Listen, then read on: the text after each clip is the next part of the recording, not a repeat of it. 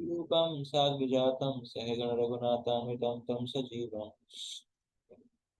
अद्वैतं सावधूतं परिजन सहितं कृष्ण चैतन्य देवम् श्री राधा कृष्ण पादान सहगण ललिता श्री विशाखान्वितांश हे कृष्ण करुणा सिंधु दीनबंधु जगतपते गोपेश गोपिका कांत राधा कांत नमस्तुते तप्त कांचन गौरांगी शिरादे वृंदावनेश्वरी विश्वभानुसुते देवी प्रणमामि हरिप्रिये पाञ्चाकल्पतरुभ्यश्च कृपा सिन्धुभ्य एव च पतितानां पावनेभ्यो वैष्णवेभ्यो नमो नमः।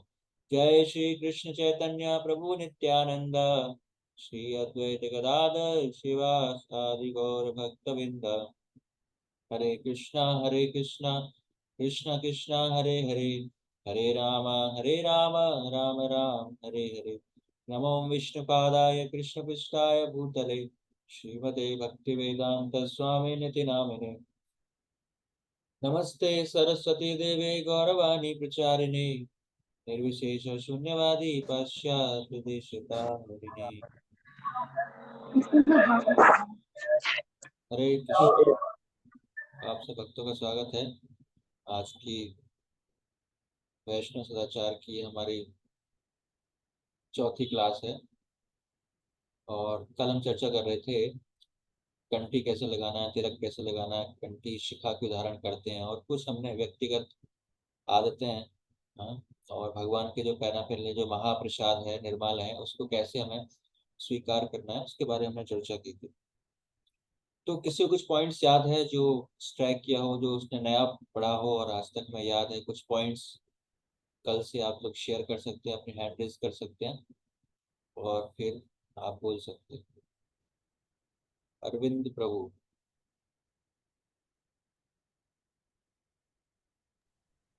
हरी बोल। हरे कृष्णा। तो जी पहले मैं तिलक लगाता था खड़े होके। तो जी कल पता चला कि बैठ के आसन में बैठ के आराम से वो तिलक लगाने, ये चीज नहीं बती थी। ठीक है, थैंक यू। गुंजन माता जी।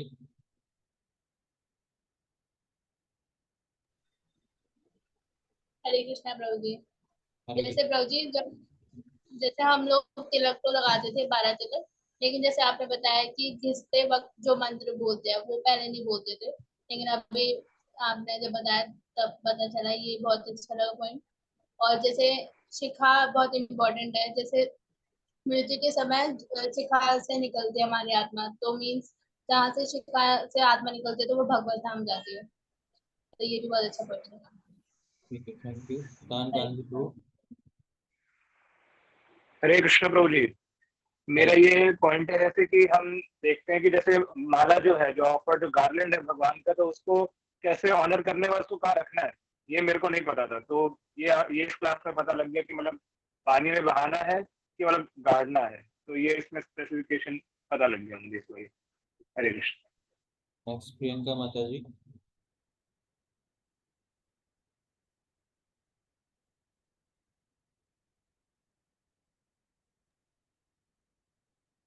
हरे कृष्णा प्रभु जी। मुझे वो पॉइंट अच्छा लगा जिसमें तिलक लगाकर अगर हम दर्पण में अपना दर्शन करते हैं तो हम सीधा भगवान के चरणों में जाते हैं। ये बात किसने कही थी, याद है आपको? मतलब मुझे एग्जैक्ट याद नहीं है, बट वो आपने कुछ बताया था कि शिला भक्ति भगवान के।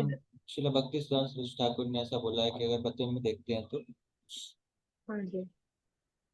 ठीक है, थैंक यू। सपना गर्ग माता जी।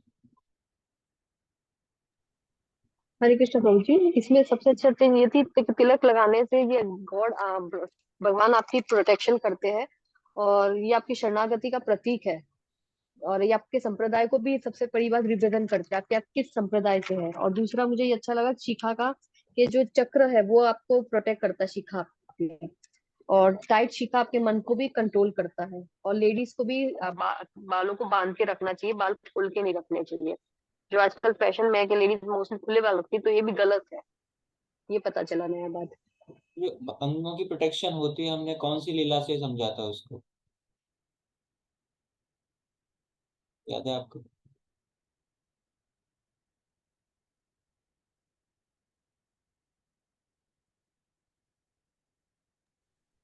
क्या मतलब प्रभु जी, मतलब समझी नहीं आपका अंगों क्वेश्चन। की प्रोटेक्शन होती है, भगवान अंगों को प्रोटेक्ट करते हैं, हम मंत्र का जी उच्चारण करते हैं, तो हमने एक लीला बताई थी उसके रिगार्डिंग लास्ट टाइम।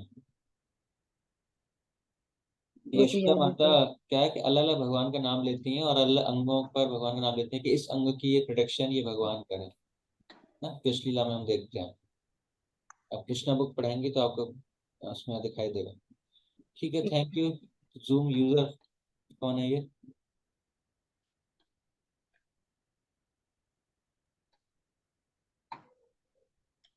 मानसी माता जी, आपकी आवाज नहीं आ रही।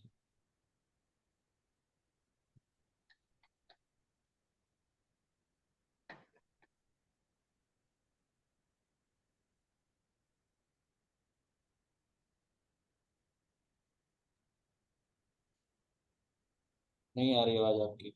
विजय लक्ष्मी माता जी। हरे कृष्ण प्रभु जी। हरे कृष्णा। पहले तो प्रभु जी आज आपकी आवाज ना बहुत स्लो आ रही है, मतलब मेरी स्लो आ हमारी। रही है? कितने लोगों को मेरी आवाज स्लो आ रही है? सबको आ रही है?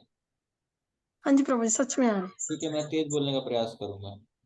और मुझे सबसे अच्छा लगा कि कल जो आपने तिलक लगाने से बोला था, पहले आचमन करना, आचमन करना ये नहीं था मुझे पता। आचमन तो क्यों ये मुझे, करते हैं? हाँ मतलब आचमन करना चाहिए, उसके बाद ही वो करना चाहिए तिलक क्यों के करते हैं साथ। आचमन? सारे उनको बुला देते हैं ना, नदियों को आह्वान कर देते हैं, और फिर से क्या होगा? उससे हमें प्रोटेक्ट मिलेगा।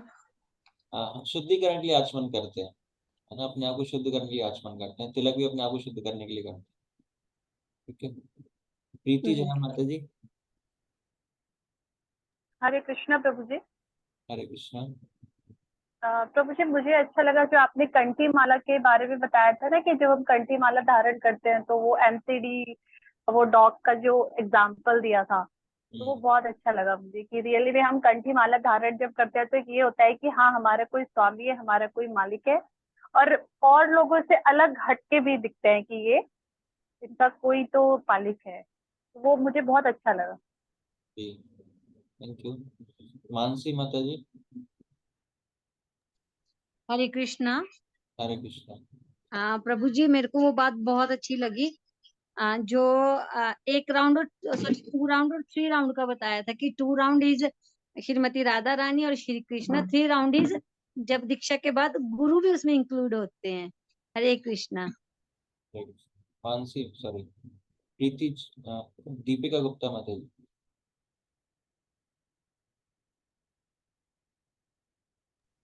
हरे कृष्णा प्रभु जी, दंडवत प्रणाम। हरे कृष्णा। प्रभु जी, मुझे अच्छा लगा क्योंकि मेरी पर्सनल खुद काफी क्वेरीज थी कि लेडीज जब दूषित होती हैं 1 वीक के लिए, तो उस टाइम क्या करना चाहिए, कैसे प्रसादम को भोग लगाना चाहिए, नहीं लगाना चाहिए, क्या हमें फॉलो करना चाहिए, क्या नहीं करना चाहिए। तो उसमें मुझे काफी कंफ्यूजन थी जो मेरी क्लियर हुई है। एक मुझे वो बहुत अच्छा लगा जो मेरी प्रैक्टिकल लाइफ में बड़ी यूसेज है। और दूसरा, कई बार मन में आता था कि टीका लगाना, माला पहनना क्यों क्यों करना है ऐसा। तो वो जब पता लगा कि हाँ, हम लोग जब इस्कॉन को रिप्रेजेंट कर रहे हैं, जो बाहर के लोग देख रहे हैं उनको भी पता चलता है कि हाँ, और हम लोग ऑफेंसेस करने से बचते हैं। हमें हम बाहर जा रहे हैं तो लोग को हम रिप्रेजेंट कर रहे हैं, और हम लोग एक प्रोटेक्शन में है कृष्णा की, और प्लस हम लोगों का क्लियरिंग हो रहा है। तो वो सब चीजें मुझे बहुत अच्छी लगी। ठीक है, थैंक यू। नेक्स्ट अनंत प्रभु। हरे कृष्णा प्रभु जी, दंडवत प्रणाम। हरे मुझे अच्छा लगा ये कि हमारा जो शरीर है वो एक मंदिर के समान है। हम अलग अलग जगह जो तिलक लगाते हैं उसके क्या मायने हैं, और हमें क्या मंत्र का उच्चारण करना चाहिए, और हम क्या नियम पालन कर सकते हैं, ये मुझे बहुत ही अच्छा लगा प्रभु जी। हरे कृष्णा। ठीक है, थैंक यू। तो कल हमने बहुत सारी चीजें चर्चा की थी। कंठी माला क्यों पहनते हैं, क्या कारण है उसका, और क्या उसका महत्व है, किस किस कंडीशन में कौन कौन किस प्रकार कितने राउंड की पहनता है, दाढ़ी मूछें कैसे होनी चाहिए, शेव रखना चाहिए, स्वच्छता के बारे में हमने डिस्कस किया कि शौच के आगे पश्चात हमें स्नान करना चाहिए, संसार मुख से आगे हमें स्नान करना चाहिए। सामान्य व्यवहार हमें ऐसा नहीं सोचना कि अगर हम भक्ति कर रहे हैं तो हम जो भौतिक संसार के सरकार के द्वारा जो नियम हैं उनको ब्रेक कर रहे हैं, तो उनका भी हमें ध्यान रखना है। हमारे किसी भी व्यवहार से किसी भक्त को या भक्त को कोई दुविधा ना पहुंचे। प्रवचन बारे में हमें जाना था कि किस प्रकार हमें प्रवचन अटेंड करना चाहिए। अगर नींद आ रही है तो खड़े होकर हमें सुनना चाहिए। आरती के बारे में डिस्कस किया हमने। फिर महाप्रसाद और निर्माल्य को कैसे स्वीकार करना चाहिए। फूल हार है, भगवान का है, चरणामृत है, घी का दीपक है, भगवान के वस्त्र और महाप्रसाद है। तो इन सब वस्तुओं को किस प्रकार हमें स्वीकार करना चाहिए, वो सारी चीजें हमने डिस्कस की थी। आज हम चर्चा करेंगे जो अन्य जो पवित्र वस्तुएं हैं उनका कैसे प्रयोग करना है हमको, और कुछ हमारी व्यक्तिगत आदतें हैं तो कौन कौन सी अच्छी आदतें हमारे अंदर होनी चाहिए। कीर्तन के एटिकेट्स हम पढ़ेंगे, और नृत्य कैसे करना है उसको डिस्कस करेंगे, और उसके बाद बोलना, फिर प्रचार। तो ये सारी चीजें हम आज चर्चा करेंगे। हरे कृष्ण। सो पहली चीज है जो पवित्र वस्तुएं हैं उनका प्रयोग करते समय हमें बहुत ही सावधानी बरतने की आवश्यकता है। जैसे आध्यात्मिक पुस्तकें हैं, जपमाला है, करताल इत्यादि है। अगर इनमें से कोई वस्तु भूमि पर पड़ी है अथवा अस्वच्छ स्थानों पर है तो उसको तुरंत उठाएं, या उसको ना रखें, भूमि पर ना रखें और अस्वच्छ स्थानों पर उसको ना रखें। जैसे जिस बेड पर हम सो रहे हैं उसी पर हमने रख दिया, तो जनरली रिकमेंड नहीं किया जाता है ना। तो इसीलिए हम आध्यात्मिक पुस्तकों के लिए क्या करते हैं, एक उसका कवर साथ में रखते हैं हमेशा, तो कवर के अंदर रखते हैं। जपमाला को भी ऐसे ही कहीं भी ना रख दें। इसी प्रकार अगर जपमाला पे अगर प्रिंट प्रिंट है भगवान, अगर कोई नाम, हरि नाम या कोई प्रिंटेड माला है, तब तो उसका हमें बहुत ही अच्छी तरह से ध्यान रखना चाहिए। अगर नॉन प्रिंट है तो भी चलेगा, लेकिन फिर भी अगर प्रिंट रखा है उस पर कुछ, तो बहुत ही सावधानी से उसको स्वच्छ स्थान पर ही रखना चाहिए। करताल इत्यादि है, मृदंग इत्यादि है, जो भी पूजनीय वस्तुएं हैं, क्योंकि भगवान और भगवान की संबंधित जो वस्तुएं हैं कोई फर्क नहीं है, दोनों एक ही है। तो हमें जितना हम भगवान का आदर करते हैं उतना ही हमें इन वस्तुओं का भी आदर करना है, क्योंकि भगवान से संबंधित है, ये भगवान की सेवा के लिए इनका प्रयोग होने वाला है। तो इसीलिए विशेष सावधानी बरतनी है। जिस प्रकार भगवान की सेवा करने के लिए हम बहुत ही सतर्क रहते हैं, उसी प्रकार इन वस्तुओं का जब भी उपयोग करें तो ऐसा ध्यान रखें कि गलत स्थान पर, उचित स्थान पर ही उसको रखा जाए। दूसरा है कि किसी पवित्र वस्तु को पैर से स्पर्श नहीं करना। हम जैसे हम बचपन से ही अगर हम आदतें हमारे अंदर होती है कि जब हम पढ़ते हैं तो कोई पुस्तक इत्यादि होती है या कुछ कागज पेपर्स होते हैं तो उनको हम पैर से टच नहीं करते। पैर से टच हो जाता तो हम उसी से माफी मांगते हैं। तो उसी प्रकार भगवान से संबंधित जो भी पवित्र वस्तुएं हैं तो उनको पैर से स्पर्श नहीं करना है। जो कार्य हाथ से हो सकते हैं उनके लिए व्यर्थ में पैरों का प्रयोग हमें नहीं करना है। और ऐसा ही नहीं कि जो अ, मतलब पवित्र वस्तुएं हैं उनको हमें खाली हाथों का उपयोग करना है, ऐसा नहीं है। जैसे मान लो कि बाल्टी भी है ना, कभी कई बार आदत होती है बाल्टी रखी है, हमने पैर से खिसका दिया उसको, किसी ने मांगा तो पैर से खिसका दिया। तो हमें ऐसा नहीं करना चाहिए, हमें हमेशा हाथों का उपयोग करना चाहिए। चाहे कैसी भी वस्तु है, हमें उसको एक स्थान से दूसरे स्थान के पहुंचाने के लिए, उसको यूज करने के लिए हमेशा हाथों का ही प्रयोग करना चाहिए। पैरों का प्रयोग हमको नहीं करना चाहिए। जब हमारे दोनों हाथ अगर दोनों भगवान की सेवा में संलग्न है और हमें वो सेवा करनी है, तब उन केस में हम अपने पैरों का सहारा ले सकते हैं। तो सबसे पहले हमें राइट हैंड का सहारा लेना है, अगर राइट हैंड हमारा खाली है तो। अगर राइट हैंड से हम भगवान की सेवा कर रहे हैं तब हमें लेफ्ट हैंड का सहारा लेना है। और दोनों हाथ हमारे भरे हैं तब हमें और अंगों का, पैरों का इत्यादि का हम सहारा ले सकते हैं, पर राइट हैंड से हमें शुरुआत करनी है। और जो पवित्र वस्तु हैं, प्रसाद है, भक्त हैं, ग्रंथ हैं और पुष्प हैं, इन वस्तुओं को हमें कभी क्रॉस नहीं करना चाहिए, लांघना नहीं चाहिए। तो ये लांघना क्या है, भगवान की सेवा में अपराध है अगर हम उनको क्रॉस करते हैं। भगवान के चैतन्य महाप्रभु की लीला में हम एक उदाहरण देखते हैं कि चैतन्य महाप्रभु जो थे, हाँ, चैतन्य महाप्रभु ने प्रसाद पाया और उनको थोड़ा सा, गोविंद जो उनका सर्वेंट थे उनको बोला कि वो पैर दबाने लगे, तो चैतन्य महाप्रभु को नींद आ गई।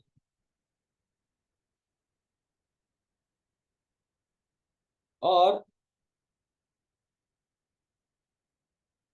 चैतन्य महाप्रभु को नींद आ गई, उस स्थान पर सो गए। तो जब तक गोविंद ने प्रसाद नहीं पाया था तो उनको वो क्रॉस करके उस तरफ नहीं गए। लेकिन उस समय चैतन्य महाप्रभु की क्या है, उनको मसाज करनी होती थी, लेकिन चैतन्य महाप्रभु सो गए थे तो उनको उसके लिए ऑयल चाहिए था। तो उसके लिए वो क्रॉस किया और फिर से आकर वो क्या करे, उस ऑयल से जो चैतन्य महाप्रभु की मसाज करने लगे। तो चैतन्य महाप्रभु जब उठे तो उन्होंने पूछा कि आपने प्रसाद नहीं पाया? तो उन्होंने बोला कि महाप्रभु आप लेटे हुए थे, मैं आपको क्रॉस करके कैसे जा सकता हूँ, आपको कैसे लांग सकता हूँ? कह रहे फिर मेरी मसाज कैसे की आपने, ऑयल कहाँ से लाए? कि वो आपको लांगा था, फिर क्रॉस करके आया तो तभी तो लांगा। तो उन्होंने उत्तर दिया कि महाप्रभु जो आपकी मसाज करनी थी वो तो आपकी सेवा के लिए मैंने आपको क्रॉस किया था, लांगा था, लेकिन जो भोजन करना है, जो प्रसाद पाना है, वो तो मेरी इंद्र तृप्ति है, उसमें आपकी सेवा नहीं है ना। तो आपकी सेवा के लिए मैं लांग सकता हूँ, आपको क्रॉस कर सकता हूँ। तो यहाँ इस उदाहरण से हम देखते हैं कि किसी भी पवित्र वस्तु भक्तों को हमें लांगना नहीं चाहिए। अगर बहुत ही आवश्यक है भगवान की सेवा के लिए तो भगवान की सेवा आवश्यक है, ये सेकेंडरी नियम है।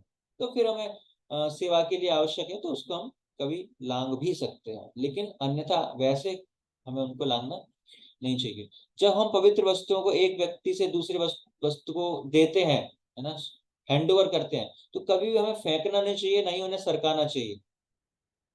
बाल्टी है, बहुत सारी वस्तुएं हैं, कभी हम पैर से सरका देते हैं, कभी गिलास दे रहे हैं तो गिलास फेंक के दे दिया, कुछ प्रसाद है, प्रसाद फेंक के दे दिया हमने भक्तों को, तो ये सब अपराध है। हमें ऐसे वस्तुओं का आदान प्रदान फेंक कर नहीं करना चाहिए, नहीं उन्हें सरकाना चाहिए।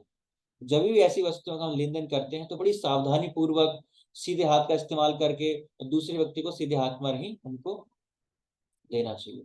तो विशेष ध्यान रखना चाहिए इन सब चीजों का हमें। जपमाला, ग्रंथ एवं गोपी चंदन आदि पवित्र वस्तुओं को स्नान घर में न ले जाए।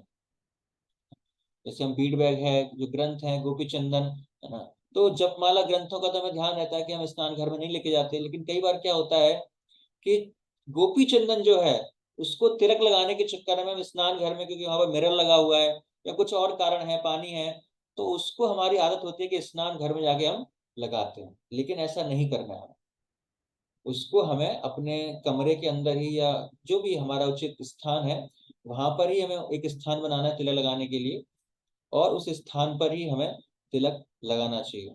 इसीलिए आप देखोगे इसको हमें एक बॉक्स भी आता है छोटा सा, जिसके अंदर तिलक भी होता है और छोटी पानी की बोतल भी होती है, एक मिरर भी होता है और पोंछने का कपड़ा भी होता है। तो सारी चीजें उसी में दी गई हैं। जो आपको रूल्स रेगुलेशन बताए जा रहे हैं कि किस रूल्स रेगुलेशन के तहत तिलक लगाना है, तो उसके लिए बॉक्स आपको डिस्काउंट से मिल सकता है, 50 या 100 रुपए का मिलता है। तो सारी व्यवस्था होती है। तो अगर उसके पास हाथ से उसको कपड़े से पहुंचना भी होता है तो किसी भी स्थान पर बैठकर आप उसको लगा सकते हैं। वॉशरूम में जाने की आवश्यकता, आपको स्नान घर जाने की आवश्यकता उसके लिए नहीं है, वो अपराध है, मैं ध्यान रखना। गुरु व भगवान श्री कृष्ण की प्रतिमा को अत्यंत सावधानी पूर्वक एवं आदर के साथ प्रयोग में लाएं।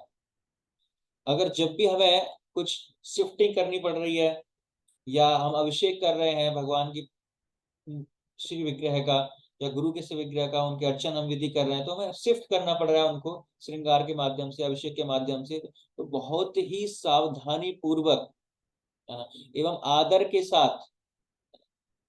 ऐसा नहीं करना कि लड्डू गोपाल जी की वो गर्दन को पकड़ा और पानी में डुबकी लगा दी, है ना, पानी की लुटिया है उसमें डुबकी लगा दी, ऐसा नहीं करना। तो उनको साक्षात भगवान की तरह ट्रीट करना है, वो एक व्यक्ति है। जब भी हम उनकी सेवा करने जाएं तो हमें पता लगे कि एक हम व्यक्ति से डील कर रहे हैं। ऐसा नहीं कभी एक हाथ पकड़ा तो उठा दिया उनको, एक पैर पकड़ के उठा लिया, है ना, आराम से दोनों। एक जनरली विग्रह को पकड़ने का तरीका क्या होता है कि एक हाथ से, राइट हैंड से उनके चरण को अपने ऊपर हाथों पर रखना है और एक हाथ से उनकी कमर पे सहारा देना है। तो ये सही तरीका है विग्रह को उठाने का। और कोशिश ना करें कि दोनों 2-4 विग्रह एक साथ उठाएं, एक बगल में दवा ले, एक बगल में दवा ले, 2 हाथ में, ऐसा ना करें। है तो आराम से सावधानी पूर्वक, एक व्यक्ति है ना, नहीं तो अपराध होगा। तो सावधानी पूर्वक आदर के साथ उनको प्रयोग में उठाना चाहिए, लाना चाहिए सेफ्टी करते समय। हरिनाम चादर के बारे में विशेष रूप से जानकारी देना आवश्यक है। इस वस्तु पर भगवान का नाम छपा होता है, तो ये पवित्र वस्तु है। तो जब भी उसको हम पहने तो उसका भूमि पर स्पर्श नहीं होने चाहिए। अगर हमने हरिनाम चादर पहनी हुई है तो सबसे पहली बात है कि हमने उसको उल्टा नहीं पहनना है। कभी कभी क्या है, भक्त उसको उल्टा पहन लेते हैं, हरिनाम क्या है उल्टा दिखाई दे रहा है, पढ़ने में नहीं आ रहा, तो वो भी एक हरिनाम के प्रति अपराध है। तो सबसे पहले तो उसको सीधा पहनना है कि हरिनाम हमें दिखाई दे, दूसरे भक्तों को दिखाई दे, इस पर हरिनाम प्रिंटेड है।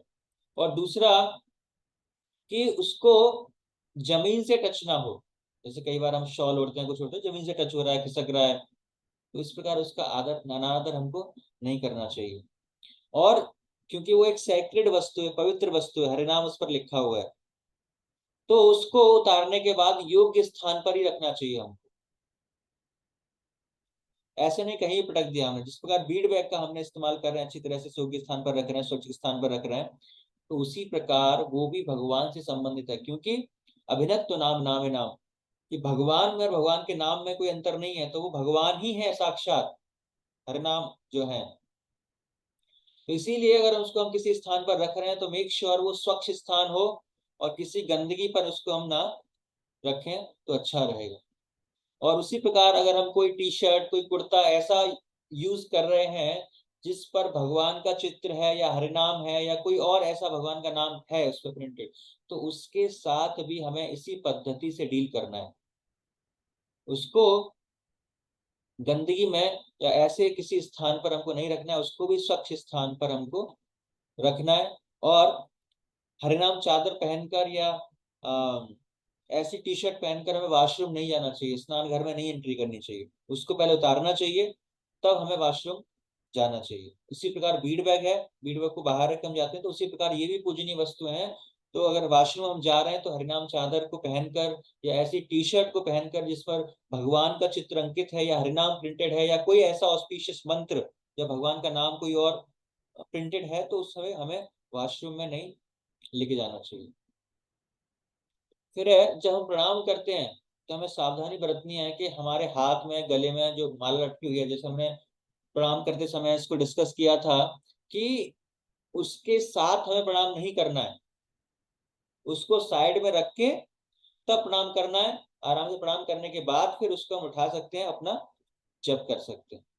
वस्त्र, आभूषण, बर्तन इत्यादि अर्चा विग्रह से संबंधित वस्तुओं के उपयोग में भी अत्यंत सावधानी रखें। उदाहरण, कपड़े एवं बर्तन योग्य स्थानों पर रखें, कपड़ों को अच्छी तरह से लपेट कर रखें।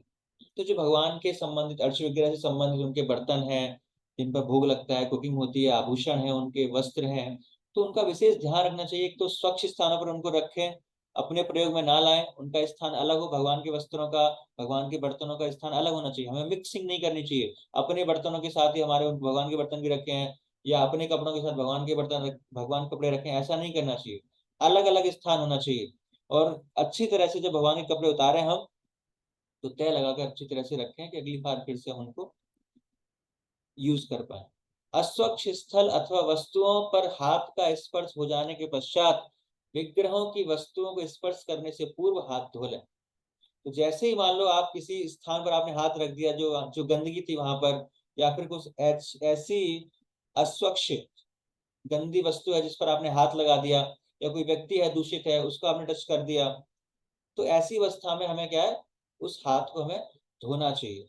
उसके बाद फिर हमें जो विग्रह की वस्तुएं हैं, विग्रहों की सेवा के लिए उपयोग में जो वस्तुएं आने वाली हैं, तब हम उनका टच कर सकते हैं, अन्यथा उससे पूर्व हमें हाथ धो लेना चाहिए।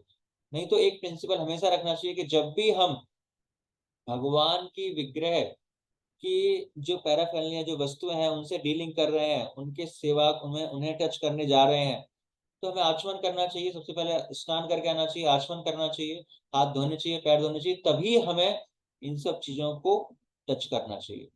अगर कोई अस्वच्छ स्थान पर आप नहीं भी गए हैं, टच भी नहीं भी किया है, तो भी हमें ये प्रैक्टिस में लाना चाहिए कि कुछ भी कार्य करने से पहले भगवान से संबंधित हमें हाथ धोने चाहिए। क्योंकि जो संबंधित वस्तुएं हैं, इनमें कोई भी भिन्नता नहीं है, उनका अनादर करना भगवान का अनादर करना है। इससे हमारे हृदय में शुद्ध भक्ति का उदय होना असंभव है, क्योंकि इनका उपयोग भगवान श्री कृष्ण की सेवा में होता है। ये वस्तुएं सामान्य न होकर पूजनीय है, यह सदैव स्मरण रखना आवश्यक है। तो इन सब नियमों का हमें कड़ाई से पालन करना है। और जो बीड बैग है, या जैसे मैंने बताया हरिनाम चादर है, या जो प्रिंटेड है, तो उनको वॉशरूम में न लेके जाएं। उनको धोना भी अंदर नहीं है, बाहर ही हम जो भगवान के भोग वस्तु हैं, जिन जिन बर्तनों में हम नहीं खाते हैं, तो ऐसे बर्तनों का यूज कर सकते हैं, बाहर किसी टंकी पर उनको हम धो सकते हैं, या अंदर से पानी लाकर तब हम धो सकते हैं, अन्यथा अंदर ले जाने की कोई आवश्यकता उनकी नहीं है। तो ये कुछ पवित्र वस्तुओं का प्रयोग के बारे में नियम थे जो हमें बहुत ही ध्यान पूर्वक रखना चाहिए और हमें उन चीजों का पालन करना चाहिए अगर हम भक्ति में आगे बढ़ना चाहते हैं। तो किसी कोई प्रश्न है इन से संबंधित तो पूछ सकते हैं। यस, गुंजन है। हरे कृष्णा प्रभु जी।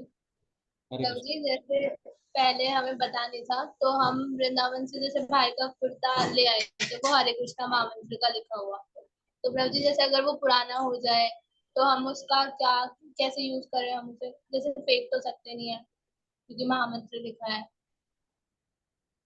तो कैसे यूज करें? तो वो एक निर्माल्य की तरह कार्य करेगा, है ना? क्या प्रभु? वो एक निर्माल्य की तरह कार्य करेगा। मेरी आवाज आ रही है? अब आ रही है।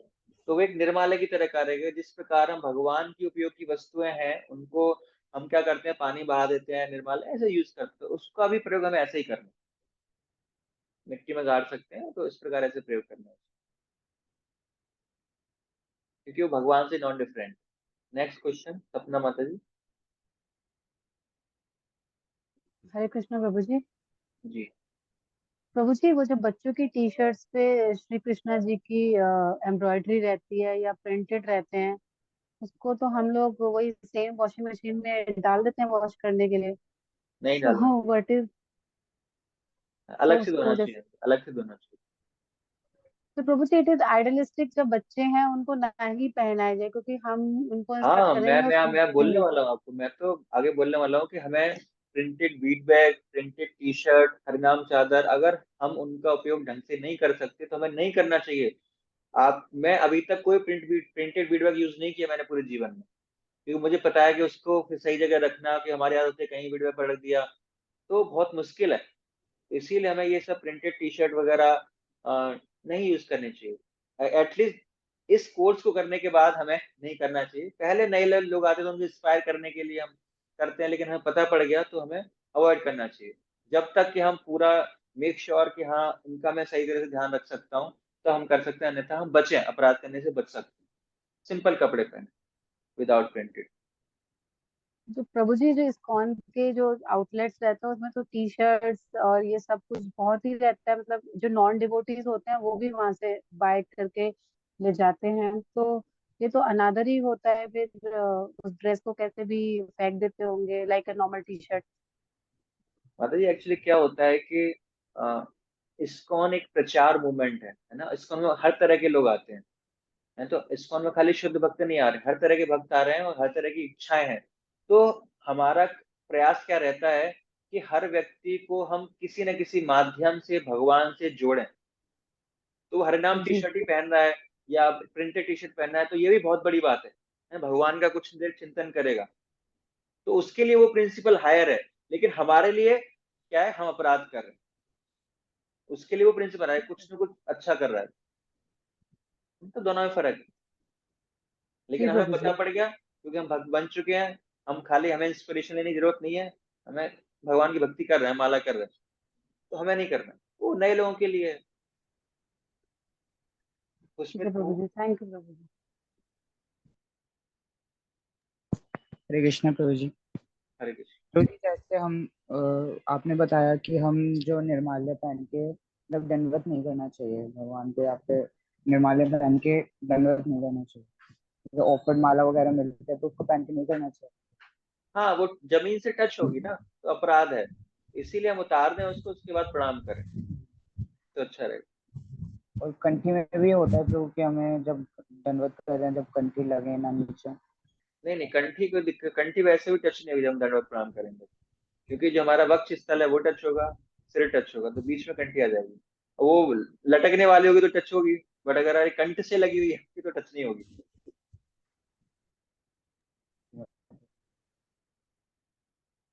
ठीक है, और कोई प्रश्न इससे संबंधित किसी का? प्रियंका माता जी। हरे कृष्णा प्रभु जी, जो बुक्स के मेरे पास ना पुरानी बुक्स थी बहुत सारी, जैसे धार्मिक पुस्तक की, तो उनके कुछ कुछ पेजेस निकल जाते हैं या फिर बहुत पुराने हो गए हैं वो। तो उनको हमें बहते हुए पानी में डालना चाहिए या फिर पेड़ के नीचे, कुछ भी ऐसे, कुछ भी आध्यात्मिक चीजें हो हमारे पास तो उनका क्या करना चाहिए? उनको हम पानी में बहा सकते हैं, और उनको हम जला भी सकते हैं, जलाने में भी कोई दिक्कत नहीं। मिट्टी में भी गाड़ सकते हैं, हाँ, जला मैं भी सकते अभी तक ऐसे ही करती हूँ, मैं जलाकर सबको एक साथ और फिर पौधों में डाल देती हूँ। हैं। हाँ जी, हाँ जी, पानी डाल क्योंकि पंच तत्व में हम पांच पांच तत्व हैं, उनमें से किसी में भी कर सकते हैं। पानी में जा सकते हैं, जला भी सकते हैं, मिट्टी में भी गाड़ सकते हैं। तो सारे ऑप्शन अच्छे हैं। ठीक है। नेक्स्ट रुचि माता जी। हरे कृष्ण प्रभु जी, दंड प्रणाम। हरे कृष्ण। प्र- प्रभु जी, मैं ये चीज पूछ रही थी कि जैसे अभी आपने बताया कि हम लोग जला भी सकते हैं, तो ऐसे ही ना मैंने कोई सीनियर माता जी है उनके मतलब मैंने मतलब वो किसी के थ्रू होते होते बातें आई थी कि जैसे भगवान जी के वस्त्र हो गए, इवन भगवान जी की जो फोटो होती है कई बार जो दीवार पे लगी हुई होती है वो खराब हो जाती है, तो लोग पेड़ के नीचे रख जाते हैं। तो उस केस में कोई महाराज जी थे, उन्होंने ही बताया था उन्हें भी माता जी को कि उसको फोटो को ना जला देना चाहिए। तो क्या भगवान जी की फोटो को भी जला देना चाहिए, क्या ठीक है ये? कोई दिक्कत नहीं है, किसी के पैर पड़ने से अच्छा है कोई थूके वहां पे, कोई और गंदगी करे, उससे तो अच्छा है हम जला दें। और कोई दिक्कत नहीं है, उसका हम सही सही तरह से उसका हम पानी में डालना है, जलाना है, मिट्टी में गाड़ना है, वो सही तरीके है, कोई दिक्कत नहीं उसमें। भगवान की फोटो अच्छा, को भी लेकिन कर अगर सकते हम लेकिन अगर हम पानी में डाल रहे हैं तो वो जो पानी है वो पॉल्यूटेड नहीं हो रहा हमारी इस हैं। तो हरकत जी से? जो पानी में डालते हैं, अगर हम डालते हैं ना, फ्लोइंग वाटर होता है ना, फ्लोइंग वाटर जो होता है कभी अच्छा। पॉल्यूटेड नहीं होता। और जो हम डाल रहे हैं वो हम पॉलिथीन वगैरह नहीं डाल रहे, वो पेपर है, वो गल जाएगा। अच्छा, और भगवान जी के जो वस्त्र हो गए वो भी है ना? हाँ, वस्त्र वो पॉलिथीन जो है वो हानिकारक होती है। बाकी चीजें हानिकारक नहीं, हम्म। बाकी चीजें वो घुल जाती हैं, मिट जाती हैं मिट्टी में, सब उनका अंत हो जाता है। पॉलिथीन का नहीं। अच्छा, ठीक है। और प्रभु जी, कंठी माला से रिलेटेड एक क्वेश्चन था कि मैं ना पहले बिल्कुल गले से बिल्कुल चिपकी हुई पहनती थी, तो मेरे को ना मेरे तो बाल ना पीछे के साइड से, क्योंकि गर्ल्स के पीछे लंबे बाल होते हैं, तो मेरे को ना बालों में बड़ी दिक्कत होती थी। वो ना बाल कंठी माला में आज तक ना वो लस जाते हैं और वो मतलब पीछे से खिंच के टूट जाते हैं, तो वो पेनफुल भी रहता है। तो इसलिए मैंने ना कुछ टाइम से ना वो जो 3 राउंड वाली माला होती है ना, उसको मैंने 2 राउंड में करके पहनी है, तो वो मेरे ना थोड़ा सा हल्का सा गले से नीचे रहती है, ज्यादा नीचे नहीं रहती, बट हाँ थोड़ा सा नीचे रहती है। तो क्या करना चाहिए इस केस में? पता नहीं, जो भी बेस्ट है आपके लिए वो कीजिए। अगर आप देखो, बेस्ट वही है जो कंठ से लगे होगी, तो बेस्ट माला वही पहनना है। लेकिन अगर आपको कुछ प्रॉब्लम है तो देखिए क्या बेस्ट हो सकता है। मतलब कंठी माला फिर ठीक है, जो लटका के पहन रही है आप, थोड़ा ढीली कर सकते हैं उसको, ऐसा कर सकते हैं। थोड़ा बड़ी माला लगे उसको ढीली कर सकते ठीक है प्रभु जी, हैं। और इस ठीक है। इस माला को भी हम Thank बड़ा छोटा कर सकते हैं, है ना, क्योंकि वहां से क्या है, एक स्टैंडर्ड साइज आता है ना। तो जो मैं माला यूज करता हूँ, मैं अपने आप उसको छोटी करता हूँ, है ना। उसका जो आगे खोल के उसको काट के, है ना, फिर उसको दोबारा गांठ लगा के उसको जला के, प्लास्टिक का वो होता है, तो दोबारा उसको हम अपने हिसाब से कर सकते हैं, क्योंकि ना अपने हिसाब से वो नहीं आते। तो छोटा बड़ा जितना भी हमारे लिए उपयोग है उसको कर सकते ठीक है प्रभु जी। अच्छा प्रभु जी, एक चीज और थी, मेरे बेटे को ना मैं माला पहनाते थे हम लोग, तो उसके ना जब वो छोटा था ना, उसके 2 महीने का था वो, तब से हमने उसमें माला पहनाई थी, तो उसके गले में ना प्रॉब्लम हो गई और वो आज तक प्रॉब्लम उसकी ठीक ही नहीं हुई, तो इस वजह से वो ना माला नहीं पहन पहन पाता। तो मैं क्या करूँ कि वो माला भी पहन ले और उसको गले में प्रॉब्लम भी ना हो स्किन हैं। में? मतलब जी एक्चुअली ना कई प्रकार की माला तुलसी की आती है, तो हो सकता है उसमें कुछ स्क्रैच हो, कुछ बहुत ही चिकनी, बहुत थोड़ी कॉस्टली माला भी आती है, तो उसमें से आप ट्राई कर सकते हैं कोई भी, तो जिससे उसको दिक्कत भी ना हो, माला भी पहन। तो बहुत तरह की माला आती है, बहुत कॉस्टली भी आती है, हम्म। उससे शायद हो सकता है दिक्कत ना हो। हम्म। या अच्छा। कुछ मिक्स करके भी आती है, कुछ चांदी इसमें होती है, फिर खंड वो कुछ तुलसी भी होती है, तो वैरायटी बहुत सारी है, तो जिस हिसाब से आप देख सकते हैं जैसे पॉसिबल। ओके प्रभु जी, ठीक है प्रभु जी, थैंक यू प्रभु जी, हरे हरे कृष्णा। कृष्ण। यस, पूनम माता जी। हरे कृष्ण प्रभु जी। प्रभु जी, मुझे तो एक तो यही सेम क्वेश्चन पूछना था कि जैसे हम लोग धूप बत्ती करते हैं तो उसके बाद जो मतलब धूप बत्ती से जो रुई और वो सब होता है माता जी हम और ना अभी आगे अर्चन विधि पढ़ेंगे, आरती करना, भोग लगाना, भोग कैसे लगाना, वो सारी चीजें हम आगे आएंगी, इसी वजह से मैंने आपको उत्तर नहीं दिया था। आगे आएंगे तो अच्छा उसमें अच्छा रहेगा, पूछेंगे। अच्छा। और एक इसमें फोर्थ पॉइंट है जिसमें लिखा हुआ है कि भक्तों को भी नहीं लांघना, हाँ, इसके बारे में थोड़ा सा बता दीजिए। ये तो बहुत कॉमन सी चीज है, हम बचपन से देखते आ रहे हैं, किसी व्यक्ति को हम नहीं लांघते हैं या टच नहीं करते पैर से। नहीं, पैर से नहीं, बात जैसे सपोज लेक्चर चल रहा है, जो भक्त आगे बैठे हुए हैं और जो बाद में आता है, तो इसका मतलब ये है कि हमने उन भक्तों को लांघ कर आगे नहीं बैठना। लांघना मतलब क्या होता है? क्रॉस करना, उनके ऊपर से जाना। अच्छा, ऊपर से जाना। मतलब हाँ, मेरे मेरे मतलब था कि जैसे भागवतम की क्लास में बैठे होते हैं तो इसमें कुछ नहीं नहीं ये भी एक नहीं प्रोसीजर। हाँ जी नहीं, उनको क्रॉस नहीं करना, जैसे उनका हाथ रखा हुआ है या वो प्रणाम कर रहे हैं, उनके ऊपर से चले गए हम, है ना, जैसे कई बार होता है ना, जगह नहीं नहीं है, नहीं, प्रणाम ऊपर कर रहे से हैं नहीं, उनके ऊपर से। लांघने का मेरा मतलब ये था कि नहीं नहीं, जैसे आपका कोई भी लेक्चर चल रहा है। हाँ, हाँ जी हाँ जी। नहीं, यहाँ पर लांघने का मतलब वो है क्रॉस नहीं करना उनका पैर रखा है, ठीक है जैसे पैर क्रॉस कर दिया, हाथ रखा है क्रॉस कर दिया, या उनके ऊपर से निकल गए, वो सारी चीजें हमको नहीं करनी। तो हमें साइड मांगनी है, स्पेस बनाना है, उसके बाद जाना है, लांघना नहीं है। ठीक है फिर। भगवान की सेवा के लिए अगर व्यक्ति सो रहा है, कोई और ऑप्शन नहीं है, तो हम ये कर सकते हैं, अगर भगवान की सेवा बिल्कुल टाइम से बीती जा रही है तो, अदरवाइज नहीं। ठीक है, जैसे मान लो ये नहीं है कि वो ऊपर जी वो सोए हुए थे वहां पे कोई हमें, मैं लांग उनको सकता नहीं हूँ, भगवान की सेवा मैंने की नहीं आज, है ना, तो ऐसा नहीं करना। तो फिर उसको लांग के जाना, भगवान की सेवा करनी, भगवान की सेवा महत्वपूर्ण। ठीक है, ठीक है। जैसे अच्छा मैंने प्रभु जी, उदाहरण एक चीज उदाहरण और दिया बता आपको, एक दीजिए। लीला बताई चैतन्य महाप्रभु।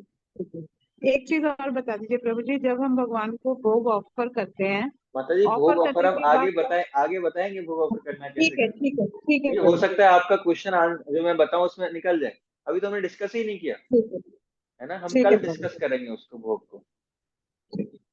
अनंत प्रभु।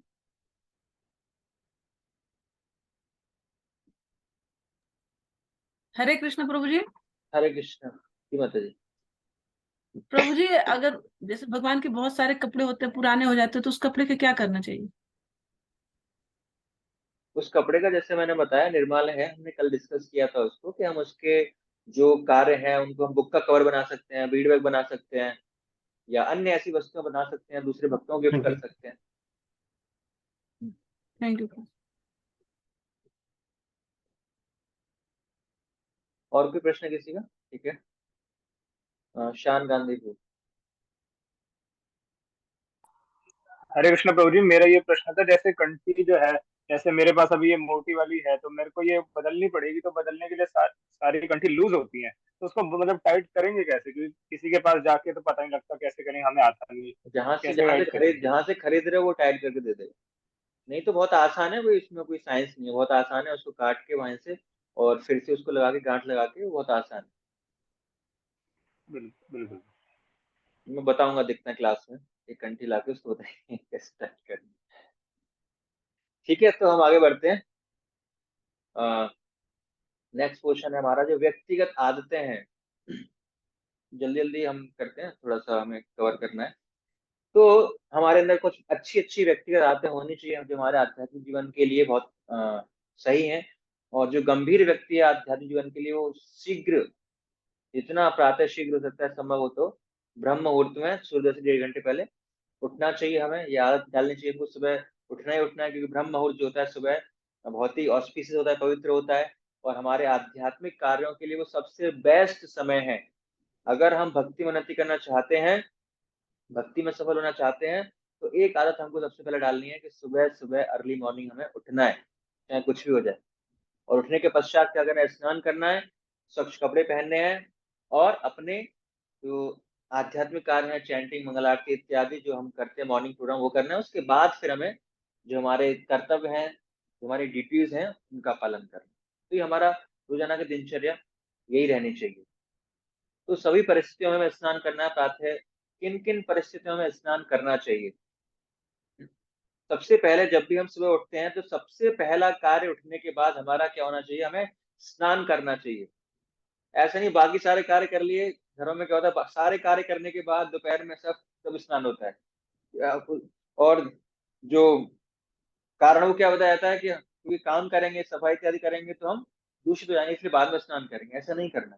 पहले हम खुद शुद्ध होंगे तब दूसरी वस्तु को शुद्ध करेंगे ना, तब सफाई करेंगे। हम तो खुद ही साफ नहीं है, तब तक दूसरे को कैसे साफ करेंगे, है ना। तो सबसे पहला कार्य हमें उठने के पश्चात क्या करना चाहिए, हमें स्नान करना चाहिए। उसके बाद सारे कार्य करने चाहिए, क्लीनिंग विनिंग भी करनी चाहिए तो इसके बाद करनी चाहिए। और सारे कार्य करने के बाद अगर आपको लगता है कि फिर से स्नान करना है तो आप करिए दोबारा स्नान, लेकिन पहले स्नान करना जरूरी है। और दूसरा, अगर आप 1 घंटे से ज्यादा आपने नींद ली है, सोए हैं आप, तो भी स्नान करना है आपको दिन में। अगर आप 1 घंटे से ज्यादा सोते हैं तो आपको दोबारा स्नान करना पड़ेगा। अगर आप बाएं करवट लेके 1 घंटे से ज्यादा लेटे हैं, खाली सोए नहीं है, लेटे हुए हैं बाएं करवट पर, तो भी आपको 1 घंटे से ज्यादा, तो भी आपको स्नान करना है। और अगर आप फ्रेश होने गए, शौच क्रिया करने गए, तो उसके पश्चात भी आपको स्नान करना है। दिन में जितनी बार जाएंगे आपको स्नान करना पड़ेगा।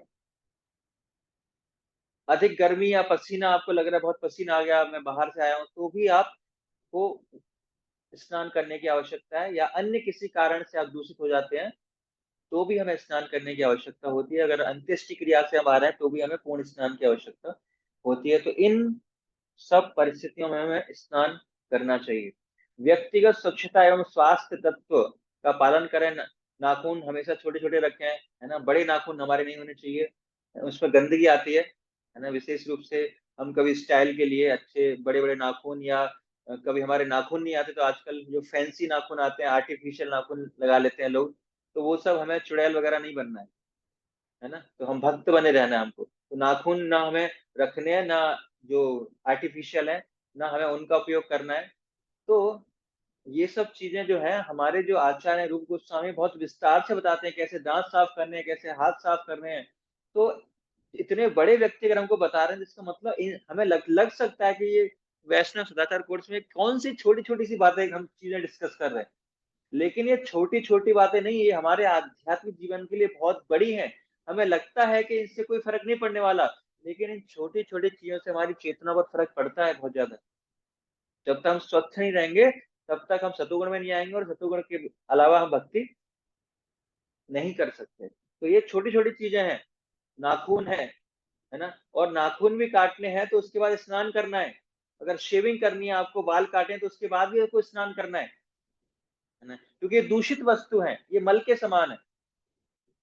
तो जिस प्रकार अगर हम बाहर से बाल कटवा के आ रहे हैं या बाहर से शेविंग करा के आ रहे हैं, तो क्या करना है, आपको पूर्ण स्नान करना पड़ेगा। जिन वस्त्रों में आप गए थे उन वस्त्रों को भी उसी समय धोना पड़ेगा। और नाखून ऐसे काटे, ऐसे नहीं कभी काट दिए वहीं बैठ गए, नहीं। जब हम वॉशरूम जाते हैं, नहाने के लिए जाते हैं, तो उससे पहले हमें नाखून काटने चाहिए, उसके बाद हमें स्नान करना चाहिए। तो मूत्र विसर्जन के पश्चात इंद्री अथवा हाथ पैर धोने चाहिए। शौच से आने के पश्चात अच्छी तरह साबुन लगाकर हाथ धोना चाहिए। ब्राह्मण दीक्षित भक्तों को जो जनेऊ है उसको यज्ञोपवीत को कान पर लटकाना चाहिए। तो हमें स्वच्छ रहना चाहिए, 3 बार कुल्ला करना चाहिए, इंद्री और हाथ पैर को धोना चाहिए जो शौच करने के बाद। प्रसाद ग्रहण करना, जपमाला पर जप करना, कोई भी वस्तु अर्पण करना तथा किसी भी वस्तु का लेन देन करना, इन सभी कार्यों में दाहिने हाथ का प्रयोग करना चाहिए।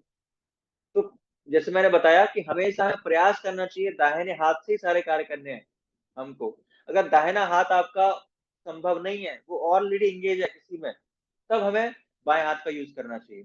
जैसे मान लो अगर हम किसी वस्तु को एक हाथ से उठा सकते हैं तो हमें दाहिने हाथ का यूज करना चाहिए, लेकिन कुछ भारी वस्तु है हमें दोनों हाथ का यूज करना है, तब हमें उल्टे हाथ का यूज करना चाहिए, अन्यथा हमें नहीं करना चाहिए। और प्रसाद ग्रहण करना है, माला करनी है, तो ये सब हमें कैसे करना है, राइट हैंड से ही करना है। भले ही हम लेफ्टी हैं, लेकिन फिर भी हमें राइट हैंड से करना है, प्रैक्टिस करनी है। प्रतिदिन रात को हमें 6 से 6.5 घंटे सोना चाहिए, अधिक नींद, है ना। न कम सोना है हमको, न ज्यादा सोना है। जो 6-6.5 घंटे की नींद हमारे लिए मोर देन सफिशियंट है। और उस नींद को हमें रात में ही कवर करना है, क्योंकि रात को जब हम सोते हैं तो उससे हमें ज्यादा फायदा होता है। सोने के लिए भूमि पर कठोर पृष्ठभाग का उपयोग करें। जो मखमली ज्यादा गद्दा आरामदायक हमें यूज नहीं करना चाहिए, उससे बैक पेन भी होगा आपका। तो संभव हो आरामदायक ना हो, कठोर पृष्ठभूमि हो। दाहिनी करवट में सोना सबसे उत्तम है। दाहिनी करवट से सोना चाहिए, बाएं करवट से हमको नहीं सोना चाहिए, नहीं तो फिर पीठ के बल सोना चाहिए। दाहिनी करवट, सेकंड ऑप्शन पीठ के बल। बाएं करवट और उल्टा होके बिल्कुल नहीं सोना चाहिए। कई बार हम किसी को साथ में लेकर किसी तकिए को या पेट जो क्या बोलते हैं उसको, टेडी बियर, उसको साथ में लेके सोते हैं, तो ये सब सही आदत है नहीं है। हमें सही तरह से दाएं करवट लेके हमारा बेस्ट हमें सोना चाहिए। और पेट के बल तो बिल्कुल नहीं सोना चाहिए, बिल्कुल निषिद्ध है। हमारे सपने और काम वासना उससे उत्तेजित होती है। साबुन, दंत मंजन, बिजली, पानी, यह सब कुछ भगवान कृष्ण की शक्ति है, इसलिए जहां भी हमें लगे कि जहां भी आवश्यकता नहीं, हमें उनको स्विच ऑफ कर देना चाहिए। भगवान की संपत्ति का उपयोग हमें कम से कम और जिम्मेदारी पूर्वक हमें उन सब चीजों का प्रयोग करना चाहिए, क्योंकि भगवान की ये शक्तियां हैं। स्वच्छ कपड़े पहनने चाहिए, चोरी नहीं करनी हमको, अपशब्द नहीं बोलने, झूठ नहीं बोलना, दूसरों से ईर्ष्या नहीं करनी। ईर्ष्यालु, पतित, पापी, दुश्मन, व्यभिचारी, अपव्ययी, फंसाने वाला, ठग, झूठा, इन व्यक्तियों का हमें संग नहीं करना है। व्यभिचारी स्त्री पुरुष का भी हमको संग नहीं करना है, उनसे हमें दूर रहना है, इन सब व्यक्तियों से। अकेले प्रवास नहीं करना हमको, है ना, अकेले में नहीं रहना हमको, प्रयास करना है हम भक्तों के संग में ही रहें हमेशा। ऐसे अवसर ना आए कि जीवन में हम अकेला रहें, अकेला मन हमारा ज्यादा परेशान करेगा। तो हमें किसी के साथ में ही रहना चाहिए, अकेले ना रहना चाहिए। छींकते समय, जवाई लेते समय हाथ से मुख को ढक लेना चाहिए या किसी कपड़े से ढक लेना चाहिए। जोर से हंसना नहीं चाहिए, जोर से आवाज करते हो पान वायु ना छोड़ें। रात्रि के समय शमशान, उद्यान, व्यभिचारी स्त्री पुरुष का संग नहीं करें, बाहर अकेले में ना जाएं। पतित व्यक्तियों का आश्रय ना लें, वरिष्ठों की सभा में उनके सामने पैर ना फैलाएं। दूसरों के सामने अपने पैरों को सदैव ढककर रखना चाहिए हमको, है ना। सड़क पर लघुशंका ना करें, बार बार लिखा होता है। भोजन ग्रहण करते समय ना थूकें। स्वयं के बच्चे एवं शिष्यों के अतिरिक्त किसी को भी सिखाने के लिए गुस्सा ना करें। किसी के सिर पर ना मारें और ना ही बाल खींचें। इस तरह हमें मारना नहीं चाहिए, बाल नहीं खींचने चाहिए। ये बहुत ही बेसिक चीजें हैं, बस मैं जल्दी जल्दी बता रहा हूँ, आप ऑलरेडी इन सब चीजों को जानते हैं। स्वयं की गुणगान ना करना चाहिए हमको, और अगर अपमान किया गया है हमारा, तो हमें तुरंत इस स्थान को छोड़ देना चाहिए। नग्न स्त्री तथा पुरुष का चित्र उनका हमें नहीं देखना चाहिए। जो ऐसी वीडियोस वगैरह हैं यूट्यूब वगैरह पे, तो हमें उन सबका नहीं देखना चाहिए। नदी या तालाब में हमको नहीं थूकना चाहिए। मुख या नाक में हाथ डालने से पश्चात हाथों को धोना चाहिए। जोर से दरवाजा बंद नहीं करना हमको, है ना, धीरे से करना है, वो भी भगवान की शक्ति है। तो नैतिक नियमों का पालन करना आध्यात्मिक संस्कृति का एक महत्वपूर्ण भाग है। ये सब बहुत छोटी छोटी बातें हैं, लेकिन ये छोटी छोटी बातें भी हमारी चेतना पर बहुत इम्पैक्ट करती हैं। और ये छोटी सी बातें भी हम भक्तों के जीवन में दूसरों के द्वारा ऑब्जर्व की जाती हैं कि हम कैसी क्रियाएं करते हैं। इन छोटी छोटी चीजों को भी लोग ऑब्जर्व करते हैं। तो हमें इन का भी ध्यान रखना चाहिए कि आप तो भक्त हैं, तो आपके व्यवहार से पता चलेगा कि आप भक्त है कि नहीं है। भले ही 16 माला करने से भक्त नहीं, जो नया व्यक्ति आया है वो आपके माला करने के नंबर से नहीं जानेगा, आप माला करते हो, कितनी माला करते हो, कितने अच्छे भक्त हो। वो आपके व्यवहार से आपको देखेगा कि आप कैसे दूसरे भक्तों के साथ आदान प्रदान कर रहे हो, कैसे वस्तुओं के साथ डील कर रहे हो, कैसे आप दरवाजा पटक रहे हो। इन छोटी छोटी चीजों से वो आपको ऑब्जर्व करेगा कि आप कितने बड़े भक्त हो। वो आपसे ये नहीं पूछेगा पूजी कितने माला करते हो आप, है, वो हम भक्त आपसे पूछते हैं। लेकिन जो नया भक्त है वो आपके व्यवहार से आपको समझेगा कि आप भक्त हो या नहीं हो। तो इन नैतिक नियमों का भी हमें बहुत सावधानी पूर्वक ध्यान करके इनका पालन करना। इसमें से किसी कोई प्रश्न है व्यक्तिगत आदतों में से?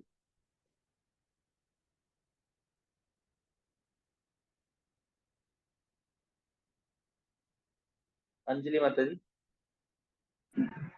हरे कृष्ण प्रभु जी। हरे कृष्ण। प्रभु जी, अभी आपने बताया था कि हम दूसरों पर गुस्सा नहीं करना चाहिए, लेकिन सपोज कि हमारी गलती नहीं होती तो सामने हमें तो गुस्सा करता है बिना मतलब के, तो उस सिचुएशन में हमें कैसे रिएक्ट करना चाहिए? हाँ, अगर हमारी गलती नहीं भी है तो अगर सामने वाला गुस्सा कर रहा है तो देखो, अगर बात हमारे ऊपर है तो हमें प्राणादपि सुनी चाहिए ना, है ना। जितना संभव है हमें सहन करना सीखना चाहिए। अगर हमारी गलती नहीं, दूसरा गुस्सा कर भी रहा है तो हमें सहन करना चाहिए। अगर हम सहन नहीं कर सकते, जहां तक सहन करना है सहन करना चाहिए।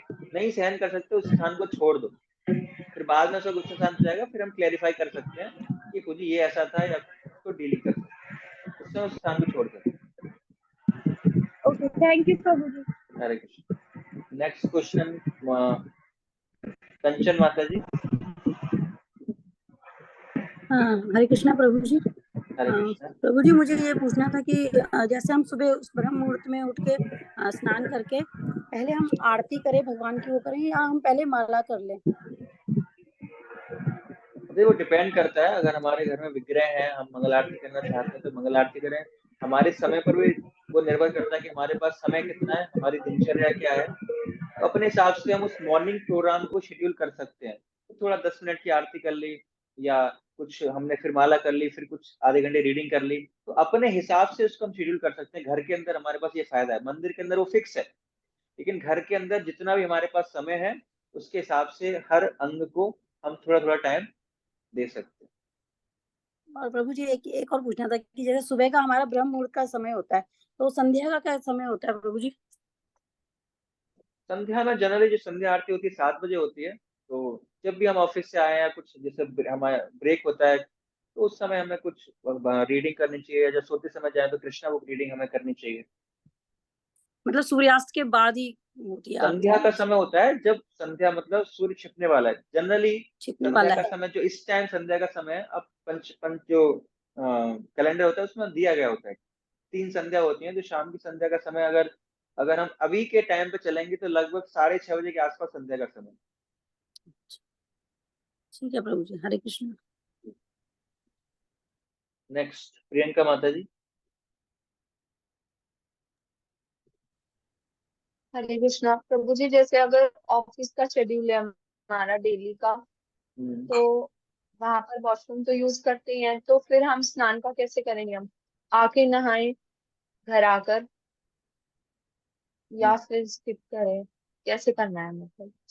हाँ, इसमें माता जी हम क्या कर सकते हैं कि ऑफिस में तो शायद संभव नहीं होगा नहाना, तो फिर बेस्ट वही है कि हमें घर आकर फिर पूर्ण स्नान करना पड़ेगा, है ना। जो हमने वस्त्र पहन रखे हैं फिर उन वस्त्रों को भी धोना पड़ेगा, और पूर्ण स्नान करके फिर स्वच्छ वस्त्र पहनने पड़ेंगे। तो ऐसा कर सकते हैं। और बाकी जो हमारा बैग वगैरह है वो भी कंटेमिनेट होगा, तो बैग के ऊपर हम कुछ पानी की छींटा मार के, तो इस तरह कर सकते, जो भी बेस्ट पॉसिबल है उसके बाद हम कर सकते हैं। घर आके हमें पूर्ण स्नान करना है। माया माता जी। हरे कृष्ण प्रभु जी, आप जैसे बोल रहे थे ना बायां करवट लेके हम आधे 1 घंटे सोएंगे, तो मतलब लेटेंगे नहीं भी सोएंगे तो हमें नहाना पड़ेगा। अगर उसी की जगह दायां करवट लेके हम सोएंगे तो नहाना? तो नहाना नहीं पड़ेगा। ठीक है प्रभु। हरे कृष्ण। हरे कृष्णा। अनंत प्रभु। अ, हरे कृष्ण प्रभु जी। प्रभु जी, जैसे फील्ड वर्क में होते हैं या ऑफिस में होते हैं, जैसे कि अभी पता चला कि हमें घर आके स्नान करना चाहिए, बट कई बार ऐसा होता है कि जैसे माला कर रहे होते हैं, हालांकि सुबह करने का प्रयास होता है पूरा, और हो भी जाती है,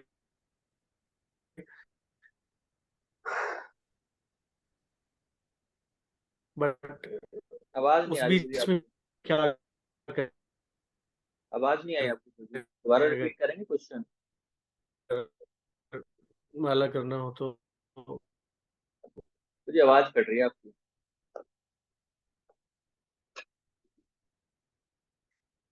नेक्स्ट मानसी माता जी। हरे कृष्ण प्रभु जी, मेरा क्वेश्चन था कि जैसे शौच जाते हैं दिन में कभी हो गए जाते हैं, तो हेड से ही अपने आप को नहाना होगा या फिर बॉडी वाइज?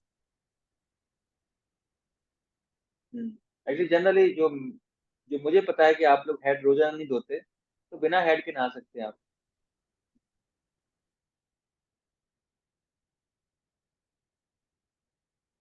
और प्रश्न नेक्स्ट सपना माता जी का था। हरे कृष्णा प्रभु जी, इसमें जैसे आपने कहा था कि कपड़े धोने होते, तो उसी वक्त धोने हैं या अगले दिन धो सकते हैं? जैसे शौच जाते हैं वक्त जो कपड़े होते हैं वो उसी वक्त धोने होते हैं या अगले दिन के लिए हम माता कर जी सकते हैं पोस्ट? आप कपड़ों को कभी भी धोइए या धोइए मत, फेंक दीजिए, लेकिन आपको उन कपड़ों को यूज नहीं करना। हाँ, वही मैं कह रही हूँ, मतलब अगले दिन के लिए हाँ हम हाँ कर सकते हैं। हाँ, वो ठीक, कोई थैंक यू प्रभु दिक्कत जी। नहीं है, लेकिन उन कपड़ों को टच नहीं करना, वो दूषित है। जी आप जी, तो ठीक है बिना प्रभु, टच थैंक यू किए अच्छी बात है। लेकिन अगर अच्छा है कि अगर आप नहाने गए तुरंत आप उसी टाइम धो देते हैं, प्रैक्टिस अच्छी है, तो आपका समय बचेगा। जी, हरे कृष्ण प्रभु जी। हरे कृष्ण। विक्रम प्रभु। हरे कृष्णा प्रभु जी। हाँ जी प्रभु। प्रभु जी, जैसे हम एकादशी का फास्ट रखते हैं, तो जैसे फर्स्ट डे है तो कितने बजे से फास्ट स्टार्ट होता है? जैसे रात के 12 बजे से होता है या जनरली प्रभु जी जो फास्ट स्टार्ट होता है वो मॉर्निंग से होता है। मॉर्निंग में 3 AM 3:30 बजे से फास्ट स्टार्ट होता है। 3:30 बजे से प्रभु जी? हाँ, 3:30 4 लगभग उस समय से हम दिन की शुरुआत करते हैं। उस समय फास्टिंग कब से स्टार्ट होती है? जैसे पानी वगैरह पीना है तो 3:30 से हाँ, पहले तब हम से पी उससे सकते पहले हैं? पी सकते हैं। निर्जला एकादशी पे हम 3:30 से 3 बजे से पहले पानी पी लेते हैं। ठीक है प्रभु जी। मैं निर्जला ही करता हूँ प्रभु जी सारे। हाँ हाँ, तो उससे पहले हम पानी पी सकते हरे कृष्ण। हैं। हरे कृष्ण। पूनम अरोरा माता जी। हरे कृष्णा प्रभु जी। जैसे माता जी ने भी क्वेश्चन किया था कि टॉयलेट जाते हैं तो हाथ हैंड वॉश करने हैं और नहाना है, बट हमें ये सारे नियम तो पता है, लेकिन हमारे जो बच्चे हैं वो आते हैं और आने के बाद हमें हक कर लेते हैं, तो उस केस में हमें फिर से नहाना पड़ेगा, क्योंकि बच्चों को तो इतना हम नहीं कंट्रोल में करते और ना वो इतनी बातें मानते हैं। उस केस में क्या करें हम? माता जी देखो अब बच्चे बेस्ट। हक करते हैं। नहीं देखो माता जी, बेस्ट तो वही है कि हमें जितना हम स्वच्छ रहेंगे उतना अच्छा है। तो जो भी बेस्ट पॉसिबल है आपके लिए, जितनी बार आप नहा सकती है अच्छा है। नहीं नहा सकती है क्या कर सकते हैं? पानी छिड़क के थोड़ा सा शुद्ध कर सकते हैं। ठीक है तो हाँ। अन्यथा एटलीस्ट कम से कम अगर हम भगवान की सेवा करने जा रहे हैं इन सब कार्यों के बाद, एटलीस्ट तब हम स्नान करने के बाद स्वच्छ वस्त्र पहनने के बाद ही करें। जैसे शाम की कुछ ड्यूटीज कर रहे हैं या मॉर्निंग की सेवाएं कर रहे हैं, तो कम से कम अगर हमें लग रहा है कि हम ऐसे टच हुए हैं किसी व्यक्ति से, तो कम से कम तब तो पूरा करें इसको। बाकी दिन में रहें कैसे कर सकते। ठीक है। प्रदीप तो।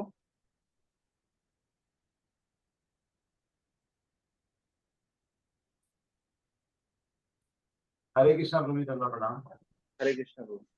प्रभु जी, ये जो है सारे के सारे व्यक्तिगत आस्ते जो हैं, ये मैंडेटरी है कि ये अभी हमें प्रैक्टिस करना है? क्योंकि इसके अंदर से बहुत सारी हैं, जैसे कि आपने बोला कि भूमि पे सोना चाहिए, तो आज के टाइम में भूमि पे तो सोना संभव नहीं हो पाएगा। तो जी देखो, एक्चुअली मैरिटरी कुछ नहीं होता, कंपलसरी कुछ नहीं हमारे जीवन में। भक्ति भी कंपलसरी नहीं है, भक्ति ऑप्शनल है ना। भक्ति कंपलसरी नहीं है ना। कोई कर रहा है कोई नहीं कर रहा है, कंपलसरी कुछ नहीं हमारे जीवन में। लेकिन अगर जितना हम भक्ति में सीरियस हैं, जितना हम भक्ति में उन्नति करना चाहते हैं, उतना हम इन सब चीजों का पालन करेंगे। जितना कम करेंगे उतना भक्ति में कम बढ़ेंगे। तो हमारे ऊपर डिपेंड करता है। तो कंपलसरी नथिंग कंपलसरी। ये सारी चीजें रिकमेंडेड है। भक्ति क्या है? एक रिकमेंडेशन है। रिकमेंडेड किया जाता है कि आप भक्ति करेंगे आपका जीवन अच्छा होगा, है ना। आपसे प्रार्थना की जाती है। जबरदस्ती आपको बिठा के माला नहीं कराई जाती, है ना। कंपलसरी हो जबरदस्ती कराते हैं। तो कंपलसरी कुछ नहीं है, हम जीव के पास स्वेच्छा है। तो हम तो बस जो शास्त्रों के माध्यम से भगवान समझाते हैं हमको कि भक्ति करो। अगर भक्ति करनी है तो ये आदतें आपको सुधारनी पड़ेंगी, तो आप अच्छी तरह से भक्ति भी कर पाओगे। तो ये है। प्रभु जी, एक और प्रश्न था कल, लेकिन वो कल की क्लास से रिलेटेड है, अगर आप अनुमति दें जी तो। बताइए बताइए। आपने कल बताया था कि हमें गोपी चंदन लगाना चाहिए, हाँ जी। लेकिन इस्कॉन में ना कई बार वो ब्लैक कलर का तिलक भी होता है, तो वो क्या? नहीं, वो हमें नहीं लगाना चाहिए। प्रभुपाद जी ने खाली गोपी चंदन रिकमेंड किया है, जो क्रीम कलर का होता है वही हमें लगाना है।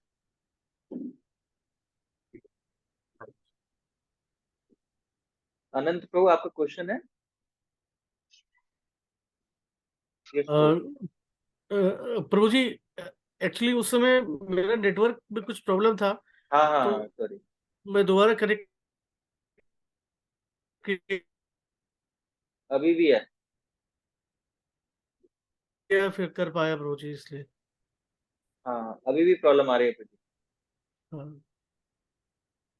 आप चैट बॉक्स में लिख दीजिए, मैं क्वेश्चन का आंसर दे दूंगा। बाकी आगे वीना माता जी।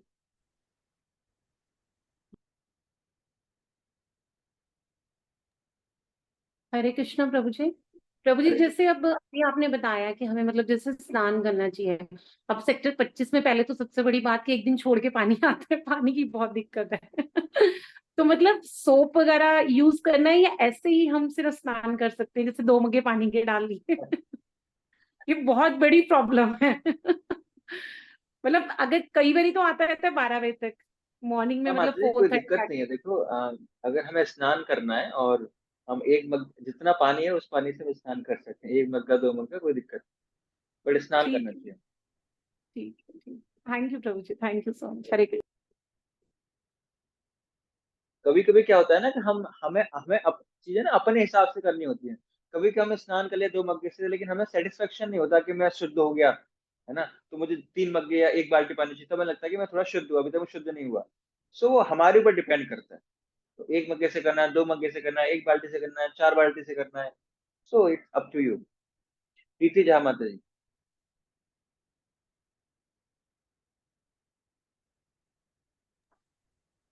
हरे कृष्णा प्रभु जी। हाँ जी। प्रभु जी, जैसे आपने बोला कि अर्ली मॉर्निंग बात लेके उसके बाद माला करते हैं, तो क्या होता है मॉर्निंग में इतना तो होता नहीं कि टाइम से 16 माला कर सके, तो हम कभी 6, 7, 8 जो भी माला करके फिर घर के सारे कामों में लग जाना होता है। तो जी उसके बाद जब प्रभु जी हम माला करेंगे, हम घर की क्लीनिंग भी करते हैं, वॉशरूम वगैरह भी जाते हैं, तो नेक्स्ट जब हम माला करेंगे तो क्या स्नान करके ही माला करना पड़ेगा दोबारा?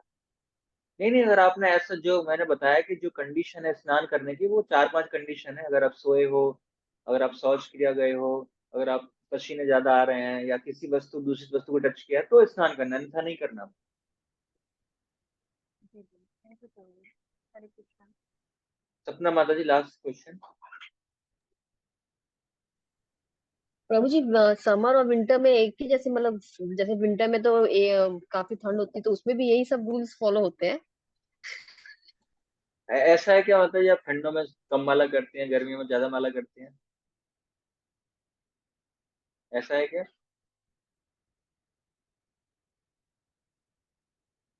हरे कृष्णा।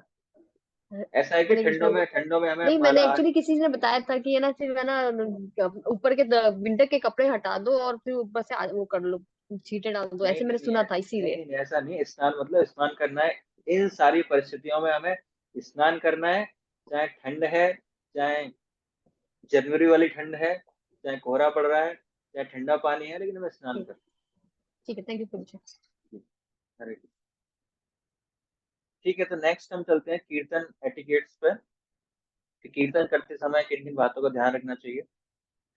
मंदिर में अथवा अन्य सत्संग के स्थान पर कीर्तन का प्रतिनिधित्व करता एक बड़ा सम्मान है, क्योंकि वह भक्त विग्रहों के समक्ष सभी भक्त वृंदों का प्रतिनिधित्व कर रहा होता है। अतः उपयुक्त बातों की पूर्ण जानकारी रखते हुए तथा वरिष्ठ भक्तों की आज्ञा लेने पर ही किसी भक्त को कीर्तन का प्रतिनिधित्व करना चाहिए। तो अगर हम कीर्तन लीड कर रहे हैं, तो ये एक बहुत बड़ी जिम्मेदारी है। सबसे पहले हमें गाना आना चाहिए, है ना, सही तरह से गाना आना चाहिए। और किसी वरिष्ठ भक्ति आज्ञा होने पर ही हमें कीर्तन को लीड करना चाहिए। और जो टोन है, हरे कृष्ण मंत्र ही ज्यादा से ज्यादा गाएं, और प्रामाणिक जो भजन है केवल उन्हीं को गाना चाहिए हमको। और जो हमारे परंपरा के महत्वपूर्ण व्यक्ति के आविर्भाव दिन तथा तिरुभाव तिथि हैं, तो सत्संगों पर अन्य सभी सामान्य सत्संगों के जो प्रामाणिक प्रेम ध्वनि है उसी को गाना चाहिए, है ना। जब कीर्तन खत्म होता है, जब आरती खत्म होती है, इसका प्रेम ध्वनि हम बोलते हैं, है ना। जय ओम विष्णुपाद परमहंस प्रवादिकाचार्य श्री तुलसी मत भक्ति सिद्धांत ऐसी भक्तिदम स्वामी जी बात की जाए, तो ये प्रेम ध्वनि है। मैं आपको शेयर कर दूंगा, तो हमें याद होनी चाहिए। अगर हम कीर्तन कर रहे हैं, घर पर आरती कर रहे हैं, तो आरती के बाद हमें प्रेम ध्वनि बोलनी है, सब कुछ झुककर हमको प्रणाम करना है। तो जो भी सीनियर भक्त उपलब्ध है वहां पर, तो वो सीनियर भक्ति इसको गाएंगे, हमें नहीं गाना है। अगर कोई नहीं है तो फिर हम उसको गा सकते हैं। और जैसे विशेष सत्संग है, जैसे हम बाहर कहीं गए हुए हैं, कुछ हाउस प्रोग्राम है, कोई प्रोग्राम है, तो वहां पर हम पब्लिक के हिसाब से कुछ उसका चेंज कर सकते हैं, कोई दिक्कत नहीं है, क्योंकि वहां पर समझेंगे नहीं इसको लोग। तो 2-3 लाइन में हरिनाम संकीर्तन की जय, हरे कृष्ण महामंत्र की जय, श्री राधा कृष्ण भगवान की जगह 2-3 लाइन बोलकर हम उसको समाप्त कर सकते हैं, क्योंकि वो लोग प्रणाम नहीं करेंगे, तो उसको उसके हिसाब से हम चेंज भी कर सकते हैं। और जिस प्रकार दिन के अलग अलग समय पर जो टोन्स होती हैं हरे कृष्ण मंत्र की, वो अलग अलग होती हैं। जिस प्रकार हम मॉर्निंग में संसार दावा नर लीडलो का, जब वो गाते हैं तो उसकी एक टोन है, अलग है। हमको मॉर्निंग में मंगल आरती उसी टोन में ही गानी है। कोई बताएगा कि स्वयं मंगल आरती जो है गुरुवाष्टकम किस टोन में गाते हैं हम गा के? हाथ खड़ा कीजिए फिर गाइए।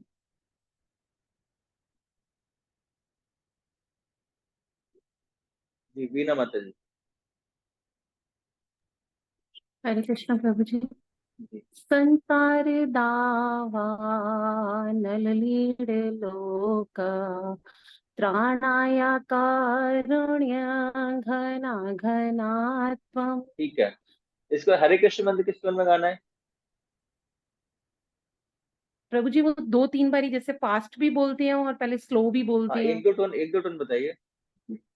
हरे कृष्णा ये वाली टोन कृष्णा नहीं है। नहीं है सॉरी। कोई और रिपीट करेगा? पूनम माता जी।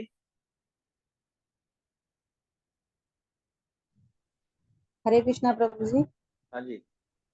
हाँ जी, हरे कृष्णा महामंत्र के लिए पूछ रहे हैं। हाँ, हरे कृष्ण में कौन सी टोन में गाना चाहिए?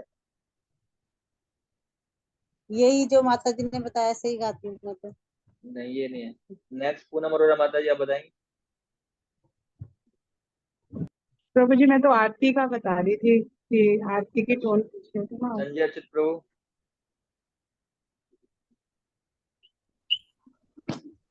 हरे कृष्णा प्रभु जी 3 टोन्स में गाते हैं प्रभु जी।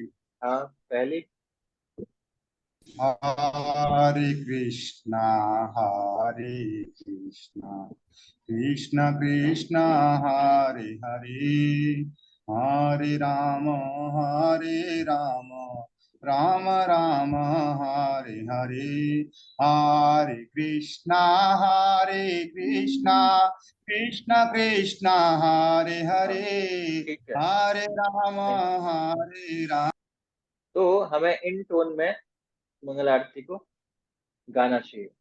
संसार दावान लोका प्राणाय कारुण्य घनात्वम। एक टोन और होती है जिसको हम दोपहर में गाते हैं। हाँ जी प्रभु जी है। कौन सी टोन है वो? वो हाँ प्रभु जी एक भी स्टार्टिंग की लाइन बताना, मैं एकदम स्किप हो गया दिमाग से। और किसी को याद है? गौरांग प्रभु। नहीं, याद है मेरे को। संसार नहीं, दोपहर दोपहर हाँ, ये दोपहर में टोन है, इसको हम मॉर्निंग में नहीं गा नहीं सकते। ये हम दोपहर में टोन यूज करते हैं। संसार रावण लोका प्राणाय कारुण्य घनाघनात्वं प्राप्तस्य कल्याण गुणार्णवस्य वंदे गुरो श्री चरणारविंद। सो इस तरह हमें मॉर्निंग में जो टोन गाने संसार दावा नंडीलो का, तो विशेष वो उसी टोन में गाना चाहिए। और हर आरती के बाद जैसे हम प्रेम ध्वनि हमें गाते हैं, तो प्रेम ध्वनि आप अपने परिशिष्ट में पीछे आपको दे रखी है, तो उसको याद कर सकते हैं, उसको वही बोलनी पड़ती है आपको। ठीक है। और जब हम कीर्तन कर रहे होते हैं, तो जब हम हरे कृष्ण मंत्र गा रहे होते हैं, तो उसको हमें सिंपली राग में गाना चाहिए कि लोग उसको रिपीट कर पाए, दोहरा पाए, उसको सरलता से गा सके। ऐसे हरे कृष्ण टोन इतनी टफ गा रहे हैं कि दूसरा व्यक्ति गा ही नहीं पा रहा है। तो सिंपल टोन रखनी चाहिए हमें, ये जो प्रॉपर टोन है। बहुत सारी ऐसी टोन है जो व्यक्ति दूसरा जो है उसको आसानी से रिपीट कर सकता है, तो ऐसे टोन का हमें यूज करना चाहिए। अन्य भक्तों को प्रमुख गायक के राग ही भजन को ही गाना चाहिए, अन्य भक्तों को प्रमुख गायक के राग में ही। तो जिस टोन में, जिस सुर ताल में लीड सिंगर जो गा रहा है, उसी ताल में हमें गाना है हरे कृष्ण मंत्र को। दूसरी ताल में हमको उसको रिपीट नहीं करना है। और उससे पहले हमें क्या करना पड़ेगा, जो गायक है उसको ध्यानपूर्वक सुनना पड़ेगा पहले, वो किस टोन में गा रहा है, उसके बाद हम उसको गा पाएंगे। तो सभी भक्तों को एक ही स्वर में अत्यंत उत्साहपूर्वक गायन करना चाहिए। कभी कभी क्या होता है कि हम मैच नहीं कर पाते, सारी दुनिया का हरे कृष्ण टोन एक तरफ जा रहा है और हमारी आवाज अलग से आ रही है। तो इस केस में अगर हम दोहरा नहीं पा रहे, तो अपनी आवाज को हम नीचा कर सकते हैं, उनके साथ मैच कर सकते हैं। अगर हमें मैच कर पा रहे हैं, तब हमें उनके साथ तेज आवाज में गाना चाहिए। ऐसा नहीं, गाना बहुत जरूरी है, नहीं, अगर हम मैच नहीं कर पा रहे तो हम शांत हो जाएं, क्योंकि पूरे उसमें डिस्टरबेंस होता है। एक व्यक्ति भी अलग गाता है तो वो अलग ही दिखाई देता है। तो इसीलिए हमें प्रयास करना है उनके साथ गाना है, नहीं गा रहे तो हमको शांत रहना है। और जो मृदंग करताल जो बजा रहे हैं उनको किसके हिसाब से मृदंग करताल बजाना चाहिए? सिंगर के हिसाब से, जो गा रहा है उसके हिसाब से मृदंग करताल तेज या स्लो उसको करना चाहिए। प्रातःकालीन कार्यक्रमों का सामान्य क्रम निम्नलिखित प्रकार से: संसार दावा, नल लीलो का पंचतत्व मंत्र, हरे कृष्ण मंत्र, हरे राय नमः, कृष्ण यादवाय नमः, कीर्तन का लगभग आधा भाग हरे कृष्ण मंत्र गायन होना चाहिए। तो जो आरती है संसार दावानल, जिसको हमें एक ही बार गाना है, इसको रिपीट नहीं करना है। उसके बाद नवम विष्णुपद है, जय श्री कृष्ण चैतन्य 3 बार, उसके बाद हरे कृष्ण मंत्र में लगभग आधा पोर्शन 10 मिनट में लगभग हमारा संसार दावानल पाठ होता है, लगभग आधा घंटा, तो आधा पोर्शन क्या होता है हमारा हरे कृष्ण मंत्र होता है। और हरे कृष्ण मंत्र की मैंने टोन आपको बता दी है ना। तो प्रत्येक पंक्ति में एक एक बारी बोलनी है सभी आरतियों की। और जहां पर अधिक मृदंग वादक हैं तो उनको आपस में सामंजस्य बिठाकर एक ही तोल में, एक ही ताल में गाना चाहिए। कीर्तन केवल उच्च स्वर में करना ही पूर्णता नहीं है, अपितु उसे सुर, ताल तथा सुनने मधुर होना चाहिए, है ना। तो प्रयास करना चाहिए कीर्तन में क्या हो, सुर ताल भी हो, ऐसा नहीं बिल्कुल कुछ भी गाए जा रहे हैं। तो ये सारे चीजें हमें गाते समय, सुनते समय इन सारी चीजों का ध्यान रखना चाहिए कीर्तन करते समय। किसी को प्रश्न है इसमें से कीर्तन में से?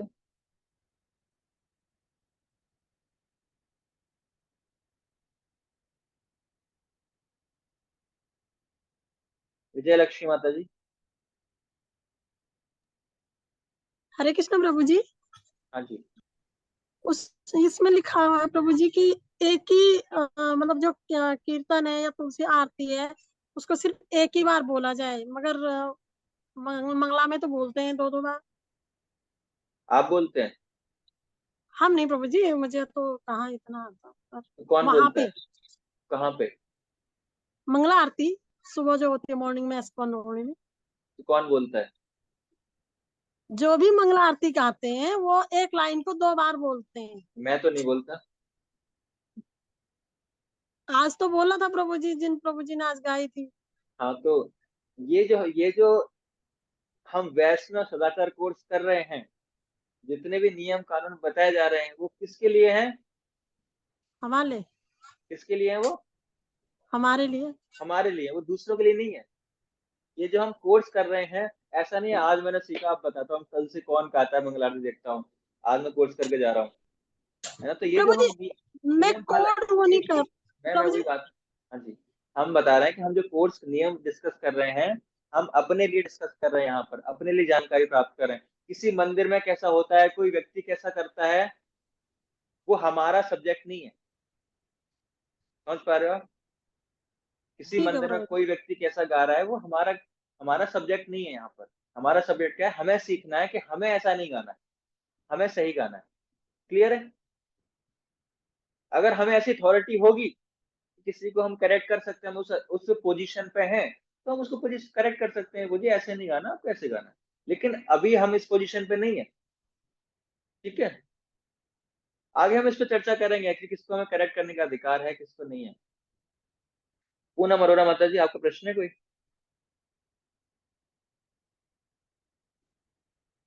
गौरांग प्रभु। थोड़ी बेसिकली अगर मैं सीजन जैसे लीड करता हूँ तो रोज हम देखते हैं ना, बेसिकली जब हम गा रहे होते हैं तो कुछ ऐसे हैं जो मृदंगा प्लेयर्स वगैरह मतलब थोड़े से बीच बीच में ना वो बातें कर रहे होते हैं, फिर बीच बीच में या फिर ऐसा ट्यून खराब हो रही होती है। तो मैंने एक बार ऐसा किसी को बोला था कि आपका थोड़ा ट्यून जा रहा है अलग वे में, तो आप थोड़ा सा उसको देख लो। तो उन्होंने बोला कि आपके पास राइट नहीं है किसी को करेक्ट करने में। तो इस केस में हम पूरी क्या कर सकते हैं? मैं आपका प्रश्न में से क्लियर नहीं समझ पाया, आपकी आवाज थोड़ी ब्रेक हो रही है। जो मैं समझ पाया कि अगर आप गा रहे हैं तो कुछ नहीं, अभी जैसे गाते हुए ना बीच में हम कोई ट्यून में गा रहे हैं, स्पेसिफिक ट्यून में गा रहे हैं, हाँ तो जी, जब हम गा रहे होते हैं तो ना बीच में मृदंगा की ट्यून अलग वे में जा रही है, मतलब वो थोड़ा सा गलत बजा रहा है। हाँ, तो वो तो फिर वही तो मैं कह रहा हूँ, तो फिर हमें अच्छे मृदंग वालों को एक्सपर्ट होना चाहिए कि वो मैच कर पाए। वो जो मैंने उनको बोला था कि आप ऐसा थोड़ा सा देख लो, तो उन्होंने बोला क्या होता है, ऐसा ठीक नहीं है, बिकॉज हम लोग हमेशा अपने कीर्तन में फोकस करना चाहिए, किसी को करेक्ट नहीं करना चाहिए। उन्होंने ये बोला।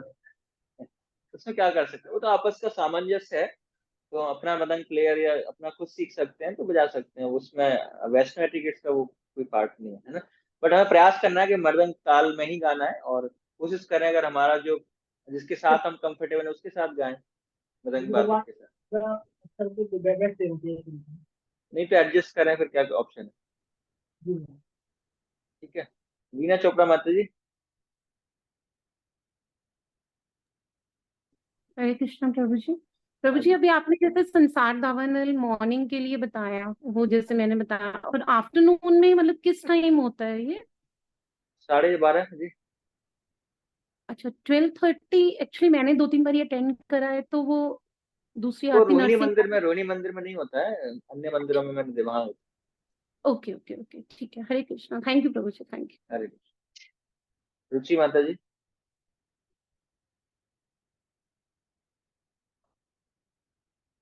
प्रश्न नहीं है, ठीक है, हम आगे बढ़ते हैं। अब कीर्तन से आगे नृत्य है ना।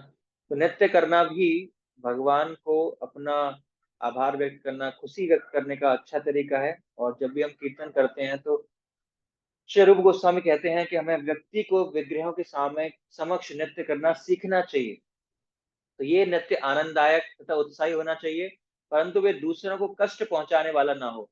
तो जब हमें सोचना चाहिए कि जो हम नृत्य कर रहे हैं वो भगवान की प्रसन्नता के लिए कर रहे हैं। पहली बात, किसी दूसरे व्यक्ति को दिखाने के लिए हम नृत्य नहीं कर रहे हैं, है ना। किसके लिए कर रहे हैं हम भगवान को दिखाने के लिए कर रहे हैं, हम भगवान की प्रसन्नता के लिए कर रहे हैं। और वो नृत्य जो है भगवान को लाभदायक, भगवान को सुखदायी लगना चाहिए। तो बिल्कुल एक सीक्वेंस में जो गौड़ीय पद्धति है उसी में नृत्य करना सबसे एक आदर्श है। तो कई प्रकार से हम नृत्य करते हैं, भक्तों को पंक्ति में आमने सामने कीर्तन करते आकर पुनः विग्रहों के मुख सामने मुख करके एक के पीछे एक भक्तों की पंक्ति के बारे में हम ऐसे नृत्य करते हैं, आगे पीछे जाते हुए या सर्किल बनाकर गोल गोल घूमकर हम नृत्य करते हैं। इन सभी प्रकारों में पंक्ति तथा अन्य बातें व्यवस्थित अच्छी तरह से रहे, इन भक्तों को ध्यान में रखना चाहिए, है ना। तो हमें ध्यान में रखना है कि जब हम भी नृत्य करें तो पूरा सीक्वेंस में होना चाहिए, लगना चाहिए। जैसे एक व्यक्ति के पैर जा रहे हैं तो सारे व्यक्तियों के पैर आपस में एक साथ ही जाने चाहिए। मैं आपके साथ पिक्चर एक शेयर कर रहा हूँ, तो उसमें जो सही तरीके हैं और जो गलत तरीके हैं वो उसमें दिखाए गए हैं। आपकी पुस्तिका में भी ये है ना। तो सर्किल बनाना है, इस तरह सर्किल बनाना है। और अगर सिंगल नृत्य कर रहे हैं तो हम ऐसे हाथ खड़े करके प्रभुपाद स्टेप ऐसे कर सकते हैं। जैसे संसार दावन सुबह सुबह मॉर्निंग में जब स्टार्ट करते हैं, आगे पीछे जब हम करते हैं नवम विष्णु पदाय से, तो ऐसे कर सकते हैं। जो नीचे जो दिखाए गए हैं उस तरह हमें नृत्य नहीं करना चाहिए, एकदम हाथ दोनों फैला के कर रहे हैं, किसी गाल पे लग रहा है, किसी बच्चे को छाल दिया है हमने, है ना, या ऐसे हाथ पकड़ के घूम रहे हैं, तो कि ये दूसरों को कष्ट पहुंचाने वाले नृत्य होते हैं। एक बार हम मायापुर में हम लोग कीर्तन मेला चल रहा था, तो एक व्यक्ति ने क्या किया, एक डिवोटी को लिया और ऐसे पकड़ के घुमाया, और उन्हें घुमाया तो फिर लास्ट में ऐसे ही छोड़ दिया। और जब छोड़ा उन्होंने तो जो भक्त की जो सर था तो वो जोर से जाके कहाँ लगा, फर्श पर लगा, उस टक की आवाज आई और तुरंत उनके ब्लड निकलने लगा। मतलब पंच तत्व के सामने टेम्पल हॉल में उस भक्त के सर से क्या ब्लड निकलने पड़ा। फिर उनको ले गए डॉक्टर के पास। तो इसीलिए अगर हम नृत्य कर रहे हैं तो हमें ध्यान रखना चाहिए कि ऐसा ना हो कि दूसरे भक्तों को नुकसान पहुंचे। तो सिंपली स्टेप्स में जो आनंददायक लगे, जो दूसरे लोग प्रेरित हों हमारे नृत्य को देखकर, तो ऐसा हमें नृत्य करना चाहिए। तो अनेक प्रकार से नृत्य करते हुए भक्तों को साथ देने के लिए आवश्यकता अनुसार हाथ उठाना चाहिए, ऊपर नीचे करने के लिए साथ देना चाहिए। तो यह नृत्य कोई दर्शनीय दृश्य नहीं है, ये कोई परफॉर्मेंस नहीं है। अतः भक्तों को उसे देखते हुए एक जगह पर रुके नहीं रहना चाहिए, सभी को उसमें सहभाग लेना चाहिए।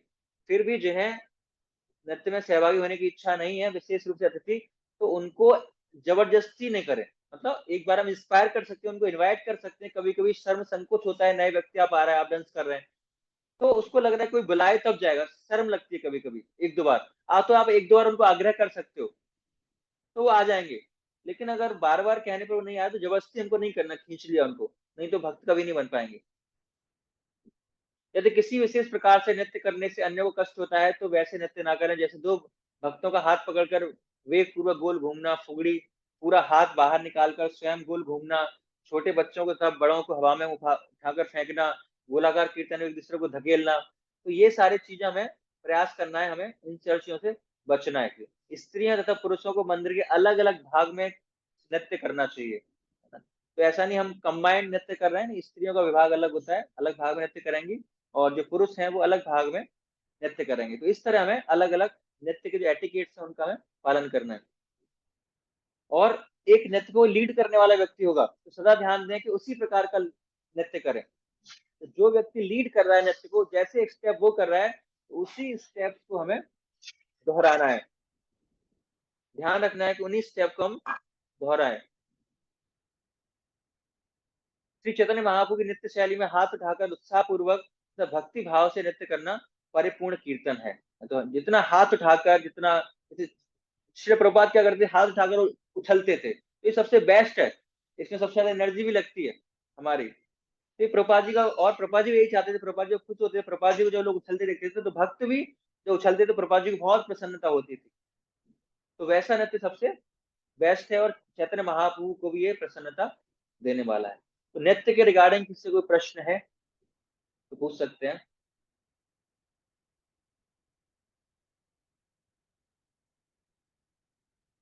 रुचि माता जी। प्रभु जी, मैंने ना सुना था कि कोई बहुत सीनियर माता जी हैं, उन्होंने मेरे को बोला था कि माता जी ना डांस नहीं करते हैं क्योंकि ना जो प्रभुपाद जी ने बोला है कि डांस करने के लिए, वो ना फॉरनर माता जी के लिए, हम लोगों के लिए नहीं है। और उन्होंने ना थोड़ी सी ऐसी चीज कही थी कि मतलब मेरे को थोड़ी सी अच्छी तो लगी, बट मतलब थोड़ा सा ना समझ नहीं आया, क्योंकि मैंने जहाँ पर भी देखा है मैंने सारी माता जी को डांस करते हुए देखा है। तो उन्होंने मतलब थोड़ा सा है अटपटा, बट मुझे उसका आंसर पाने के लिए ना मुझे बोलना पड़ेगा ऐसा कि उन्होंने मुझे कहा था कि माता जी का ना कुछ ऐसे शरीर बना हुआ होता है कि लोग अट्रैक्ट होते हैं, फिर आप डांस करोगे तो और भी चीजें विजिबल होंगी। तो ऐसा क्या है, मतलब उस दिन से फिर मैंने डांस नहीं करा, तो क्या है, हमें करना चाहिए या नहीं? नहीं करना चाहिए माता जी, विग्रह के सामने डांस करना चाहिए। और शालीनता पूर्वक बहुत ही स्टेप्स ऐसे होते हैं जिसमें हम अच्छी तरह से डांस कर सकते हैं, कोई दिक्कत नहीं है उसमें। माता भी डांस करना चाहिए। भगवान के सामने नृत्य करना ये भक्ति का अंग है, तो हमें परफॉर्म करना चाहिए उसमें। वो हम अपनी लिमिटेशन के हिसाब से जितना कर सकते हैं, अपने कपड़ों के हिसाब से नजर ना हो, तो शालीनता ही बनी रहे, तो अपने हिसाब से उसको हम एटलीस्ट जो स्टेप्स हैं तो डांस हम कर सकते हैं, कोई दिक्कत नहीं है। प्रभुपाद ने कहीं मना नहीं किया डांस करने के लिए। अच्छा, और प्रभु जी मेरा क्वेश्चन और था, अभी लास्ट माता जी ने जो पूछा कि रोहिणी टेम्पल में तो कभी ये संसार दावा मॉर्निंग में तो होती है बट डे में नहीं होती, तो और जब वो यशोमती नंदन होती है तो फिर वो क्यों होती है, वो संसार दावा वाली वो क्यों दोनों नहीं ऑप्शन होती? रहते हैं माता जी, एक्चुअली कई सारे मंदिरों में यशोमती नंदन भी होता है, वो भी होता है, दोनों ऑप्शन है, कोई कंपलसरी नहीं, दोनों ही ठीक है। ओके, ठीक है प्रभु जी, थैंक यू। हरे कृष्ण। प्रीति झा माता जी। हरे कृष्णा प्रभु जी। जी प्रभु जी, मेरा क्वेश्चन थोड़ा सटपटा ये है कि मैं जहाँ कहीं जाती है, मुझसे कोई सवाल करता है कि कौन वाले नृत्य ही क्यों करते हैं, बिना नृत्य के भक्ति नहीं कर सकते क्या? तो मैं उनको रिप्लाई नहीं कर पाती, है ना। तो हमारा प्रोसेस यही है, चैंटिंग, डांसिंग एंड फीस्टिंग, है ना। कीर्तन करना, नृत्य करना और फीस्टिंग करना, उसके बाद फिर से कीर्तन करना, फिर डांस करना, फिर थक जाना, फिर प्रसाद पाना, फिर डांस करना, ये हमारा प्रोसेस है, चैतन्य महाप्रभु ने हमको दिया है। गौड़ीय वैष्णव है और ये भक्ति का अंग भी है ना। ये हमारी प्रसन्नता है भगवान के प्रति, क्योंकि जो व्यक्ति खुश रहता है वही डांस कर सकता है। जैसे मान लो कोई व्यक्ति दुखी है तो वो डांस कर सकता है, डांस करेगा नहीं। तो जो भक्त है वो खुश रहता है हमेशा, तो डांस करता है, खुशी में डांस करता है। बाकी लोग ओकेजनली कभी खुश होते हैं, कभी वीकेंड्स में या महीना क्लोज हो रहा है तब वो बाहर पब बार वगैरह जाते डांस करते हैं, लेकिन भक्त जो है हमेशा खुश रहता है भगवान की भक्ति में, इसलिए सुबह से डांस करना स्टार्ट कर देते हैं। ये भक्ति का अंग है नृत्य करना। और ऐसा ही नहीं खाली भक्त नृत्य करते रहते हैं, बाकी सारे एक्टिविटीज भी करते हैं, बाकी सारे कार्य भी करते हैं। मुझसे बहुत लोग ये क्वेश्चन पूछते थे ना, तो मुझे तो मेरे पास आंसर है, उस टाइम मैं तो सिर्फ इतना बोलती थी कि भगवान ये की खुशी हमारी के लिए करते हैं। है ना। जैसे हम लोग, कुछ लोग शादियों में क्यों नाचते हैं, खुश होते हैं, तो वो ओकेजनली खुश होते हैं, साल 2 साल में एक बार खुश होते हैं। हम रोजाना खुश होते हैं, रोजाना डांस करते हैं, है ना। थैंक यू जो खुश होगा व्यक्ति वो डांस करेगा। बोलो आप लोग खुश ही नहीं होते, डांस कहाँ से करोगे? हम लोग रोज खुश रहते हैं, डांस करते हैं। हरे थैंक यू प्रभु जी। हरे हरे कृष्णा प्रभु जी। ठीक है, तो हम आगे बढ़ते हैं। जो नेक्स्ट है बोलना, ये बहुत हमारे लिए जरूरी है कि किस प्रकार के शब्दों का हमें यूज करना है, किस प्रकार बोलना है, तो हमें देखना चाहिए। हमारे बोलने की इच्छा अत्यंत तीव्र होती है तथा मौका पाते ही हम बोलना आरंभ कर देते हैं। तो जैसे ही मौका मिलता है तो हमारी जिह्वा, ये वेग है, एक बोलने का वेग है जो हमारे उपदेशामृत में रूप गोस्वामी बताते हैं। तो जैसे ही मौका मिलता है हम बोलना स्टार्ट कर देते हैं। तो यदि हमारा बोलना कृष्ण कथा से संबंधित नहीं है तो वह बोलना निरर्थक ही होता है। इसको बोलते हैं हम जो कृष्ण से संबंधित नहीं है, ऐसी चीजों को हमें नहीं बोलना चाहिए। प्रजल्प, एक होता है जल्प, एक होता है प्रजल्प, है ना। जल्प मतलब जो कृष्ण से संबंधित, प्रजल्प मतलब जो कृष्ण से संबंधित नहीं है। हंसी मजाक करना, फालतू के न्यूज़पेपर को डिस्कस करना, मूवीज को डिस्कस करना, क्योंकि उनका कृष्ण से कोई संबंध नहीं है ना। तो ये सारी चीजें हमें त्यागनी, ऐसा नहीं है बोलना। इस प्रकार निरर्थक बोलना प्रजल्प तथा प्रमाद कहलाता है। इसकी उत्पत्ति अपनी भौतिक इच्छाओं के कारण होती है, अतः भक्तों को सदा इससे सावधान रहना चाहिए। प्रजल्प कब होती है? जब हमारे मन में, हमारे हृदय में बहुत सारी भौतिक इच्छाएं रहती हैं, तो हम सब ऐसी चीजें करते हैं। और प्रजल्प खाली बोलने से नहीं होता है। हम न्यूज़पेपर पढ़ रहे हैं या अन्य ऐसी कुछ स्टोरीज पढ़ रहे हैं, नॉवेल्स पढ़ रहे हैं, या ऐसी मूवीज वगैरह देख रहे हैं, ऐसे सीरियल्स देख रहे हैं, तो ये सब प्रजल्प में ही आता है। ऐसी स्टोरीज देख रहे हैं, रील्स देख रहे हैं, कपिल शर्मा शो देख रहे हैं, कोई ऐसा हास्य नाटक देख रहे हैं, तो ये सब प्रजल्प का ही पार्ट है। जब जितना हम सुनेंगे उतना हमारे मुंह से वही निकलेगा, है ना। क्योंकि हमने कृष्ण भावना में इतना नाम सुना है, ना हम डिस्कस करते हैं, ना पढ़ते हैं, तो हमारे मुंह से निकलता ही नहीं वो, है ना। तो अगर हमारे मुंह से उसको निकालना है, हमें बोलना है, कृष्ण कथा करनी है, तो उससे पहले आपको पढ़ना पड़ेगा। तो जो चीज आपने सुनी है, जो चीज आपने पढ़ी है, आपके मुंह से ही वही निकलेगी, नेचुरल है। तो इसीलिए हमें ज्यादा से ज्यादा एंगेज रखना है हमें अपने भगवान की कथाओं में, भगवान कृष्ण के स्मरण में। तो जब हम मुंह से बोलेंगे तो कृष्ण के बारे में बोलेंगे। हमने रीडिंग कुछ की नहीं होती है, तो क्या जब हम दूसरे भक्त से मिलेंगे तो क्या चर्चा करेंगे? अगर हमने कुछ पढ़ा होगा तो हमारे हृदय से कुछ शेयर होगा ना। पढ़ा कुछ हुआ होता नहीं है, तो जब हम भक्त से मिलते तो कैसी बातें करते हैं? तो भौतिक बातें करते हैं, क्या चल रहा है, कैसी जॉब चल रही है, सब ठीक है, तो वो सारी बातें निकलती। तो इसीलिए हमें क्या करना है, रीडिंग पे ज्यादा ध्यान देना है। रीडिंग करनी है, सुनना है कृष्ण कथा को, और जितना हम सुनेंगे उतना ही हम आगे जाके हम मुंह से भी उन चीजों को बोलेंगे। तो भौतिक संसार साहित्य भी हमारे इस बोलने की प्रवृत्ति का व्यवहारिक प्रदर्शन ही है। श्री प्रभुपाद उपदेशामृत में कहते हैं कि भौतिकतावादी लोगों को समाचार पत्र, मासिक, उपन्यासों के ढेर पढ़ने में, शब्द पहेली हल करने में, अन्य निरर्थक बातें करने में आनंद आता है। तो हम देखते हैं राजनीतिक या सामाजिक विषय में बहुत सारे वाद विवाद चीजें होती हैं, तो जिनका कृष्ण चेतना से कोई संबंध नहीं है, जिनका कृष्ण की सेवा से कोई संबंध नहीं है, तो ना ही हमें ऐसे ग्रंथों को, ऐसे पुस्तकों को पढ़ना है, ना बोलना है। तो ये सब क्या है? ये सब प्रजल्पा का ही पार्ट है। इन सारी चीजों से हमें बचना है। रूप गोस्वामी कृष्ण कथा की प्रक्रिया के विषय में बताते हुए कहते हैं कि निरर्थक वार्ता बड़बड़ करने की अपनी प्रवृत्ति पर प्रतिबंध करने के लिए भगवान श्री कृष्ण से संबंधित विभिन्न विषयों पर चर्चा करनी चाहिए। इससे अपनी जब जब बोलने की इच्छा होती है तब तब कृष्ण कथा करने की प्रवृत्ति आती है। तो जितना हम विषयों में चर्चा करेंगे तब तक हमारी बोलने की इच्छा होगी, तो कृष्ण कथा स्वयं अपनी जुबान पर आएगी, क्योंकि हमने इतना श्रवण किया है, इतना रीडिंग किया है उसको। तो हमारे शास्त्रों में बताया गया कि अगर हम ऐसी चर्चा कर रहे हैं तो ये किसके समान है? एक मेढक की टर्र टर्र के समान है। जब मेढक जब टर्र टर्र कर रहा होता है तो वास्तव में वो क्या करता है? अपनी मौत को बुला रहा होता है।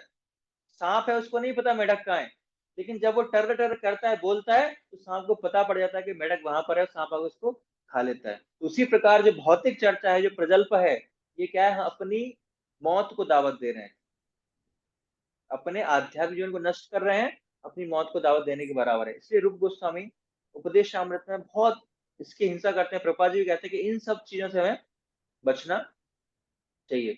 तो बातचीत आरंभ करने से पहले हमें सोचना चाहिए, जो भी हम बोलने जा रहे हैं उससे पहले हमें 3 चीजें सोचनी चाहिए। क्या यह आवश्यक है बोलना है? अगर नहीं बोलूंगा तो क्या होगा? तो आवश्यक है तो ही बोलें, विनम्रता पूर्वक बोलें, विनम्र है कि नहीं है, क्या यह योग्य है कि नहीं है, या कृष्ण से संबंधित है कि नहीं है, कृष्ण की सेवा के लिए जरूरी है या नहीं है। अगर नहीं है तो हमें उस चीज को नहीं बोलना चाहिए। भक्तों को अपमान सूचक शब्द नहीं बोलने चाहिए एवं विशेष रूप से भक्तों की निंदा से बचना चाहिए। तो अपमान सूचक शब्द और निंदा ये भी क्या है, ये भी प्रजल्प का ही पार्ट है। तो हमें किसी की निंदा नहीं करनी, किसी को अपमान सूचक जिससे उसका अपमान हो ऐसे शब्दों का उदाहरण यूज नहीं करना है। भक्तों की निंदा सबसे बड़ा नाम अपराध है। वैष्णव अपराध करने से हमारी भक्ति लता तुरंत नष्ट हो जाती है। तो जैसे हम निंदा करेंगे भक्तों की, तो आगे हम चर्चा करेंगे वैष्णव नापराध के बारे में, वैष्णव अपराधों के बारे में। उससे क्या होता है, जो हमारे भक्ति लता बीज को ही नष्ट कर देता है, भक्ति को ही नष्ट कर देता है। जो पाप है उनसे हमें खतरा नहीं है। पाप तो बहुत जल्दी भक्ति से हम उनको न्यूट्रलाइज कर सकते हैं, लेकिन जो वैष्णव अपराध है वो भक्ति से न्यूट्रलाइज, उसके भक्ति लता बीज ही हमारा क्या होता है, खत्म हो जाता है। इसीलिए बार बार हमें बोलने से पहले सीखना है कि जो आवश्यक है, जो जरूरी है, उन्हीं चीजों को बोलना है। और जो अन्य फालतू की वस्तुएं हैं, चीजें हैं, प्रयास करें कि ऐसी चर्चा ना हम करें, ना हम सुने। अगर ऐसी चर्चा कहीं पर चल भी रही है तो उस स्थान को हमें छोड़ देना चाहिए। तो इन चीजों से हमें बचना है। तो ये था बोलने के बारे में। और लास्ट हम डिस्कस करेंगे प्रचार के बारे में। तो प्रचार करना, जैसे मैंने बताया, प्रचार ही सार है। प्रभुपाद ने हमको सिद्धांत दिया है। और जो हमारा कृष्ण भावनामृत आंदोलन है, इसका जो मेन मोटिव है प्रचार है ना। तो प्रचार हमारा हायर प्रिंसिपल है और बाकी सारे जो सिद्धांत हैं वो लोअर हैं। तो उनको हम ब्रेक कर सकते हैं अगर हम प्रचार कार्य में हैं, है ना। प्रचार के लिए हम तिलक भी ना लगाए तो भी चलेगा, प्रचार के लिए मैं सिखा भी ना रखनी पड़े तो भी चलेगा, प्रचार के लिए मैं कंठी को उतारना पड़े तो भी चलेगा, प्रचार के लिए हम धोती कुर्ता भी उतारना पड़े तो भी चलेगा, पैंट शर्ट में भी प्रचार कर सकते हैं। तो प्रचार हमारी प्राथमिकता है। जैसे मैंने कल आपको उदाहरण दिया था कि भक्ति सिद्धांत महाराज ने अपने भक्त को बुलाया, उनको महाप्रसाद खिलाया, एकादशी वाले दिन अन्न खिलाया कि जाओ प्रचार करो। प्रचार करना जरूरी है, एकादशी फास्टिंग जरूरी नहीं है। लेकिन ऐसा नहीं है कि प्रचार भी नहीं करे, एकादशी फास्टिंग भी नहीं रख रहे, है ना। तो अगर दोनों चीजें हो सकती है, दोनों अच्छा है। लेकिन प्रचार कार्य हमारा किसी भी कंडीशन में नहीं रुकना चाहिए। हमारे कार्य अथवा हमारे आचरण प्रचार का सर्वोत्तम माध्यम है, क्योंकि हमारे कार्य आपके शब्दों की अपेक्षा अधिक प्रबलता होते हैं। इस संदर्भ में कहावत है कि आपके कार्यों की आवाज इतनी अधिक है कि मुझे सुनाई नहीं दे रहा कि आप क्या बोल रहे हैं, है ना। बहुत ही स्ट्रांग पॉइंट है ना। फिर से बता रहा हूँ कि आपके कार्य की आवाज इतनी अधिक है कि मुझे सुनाई नहीं दे रहा कि आप क्या बोल रहे हैं। तो अपने आचरण से, अपने कार्यों से प्रचार ज्यादा पावरफुल है। कि जैसे हमारा आचरण है, जैसे हम कार्य कर रहे हैं, वो ज्यादा प्रभावशाली प्रचार है।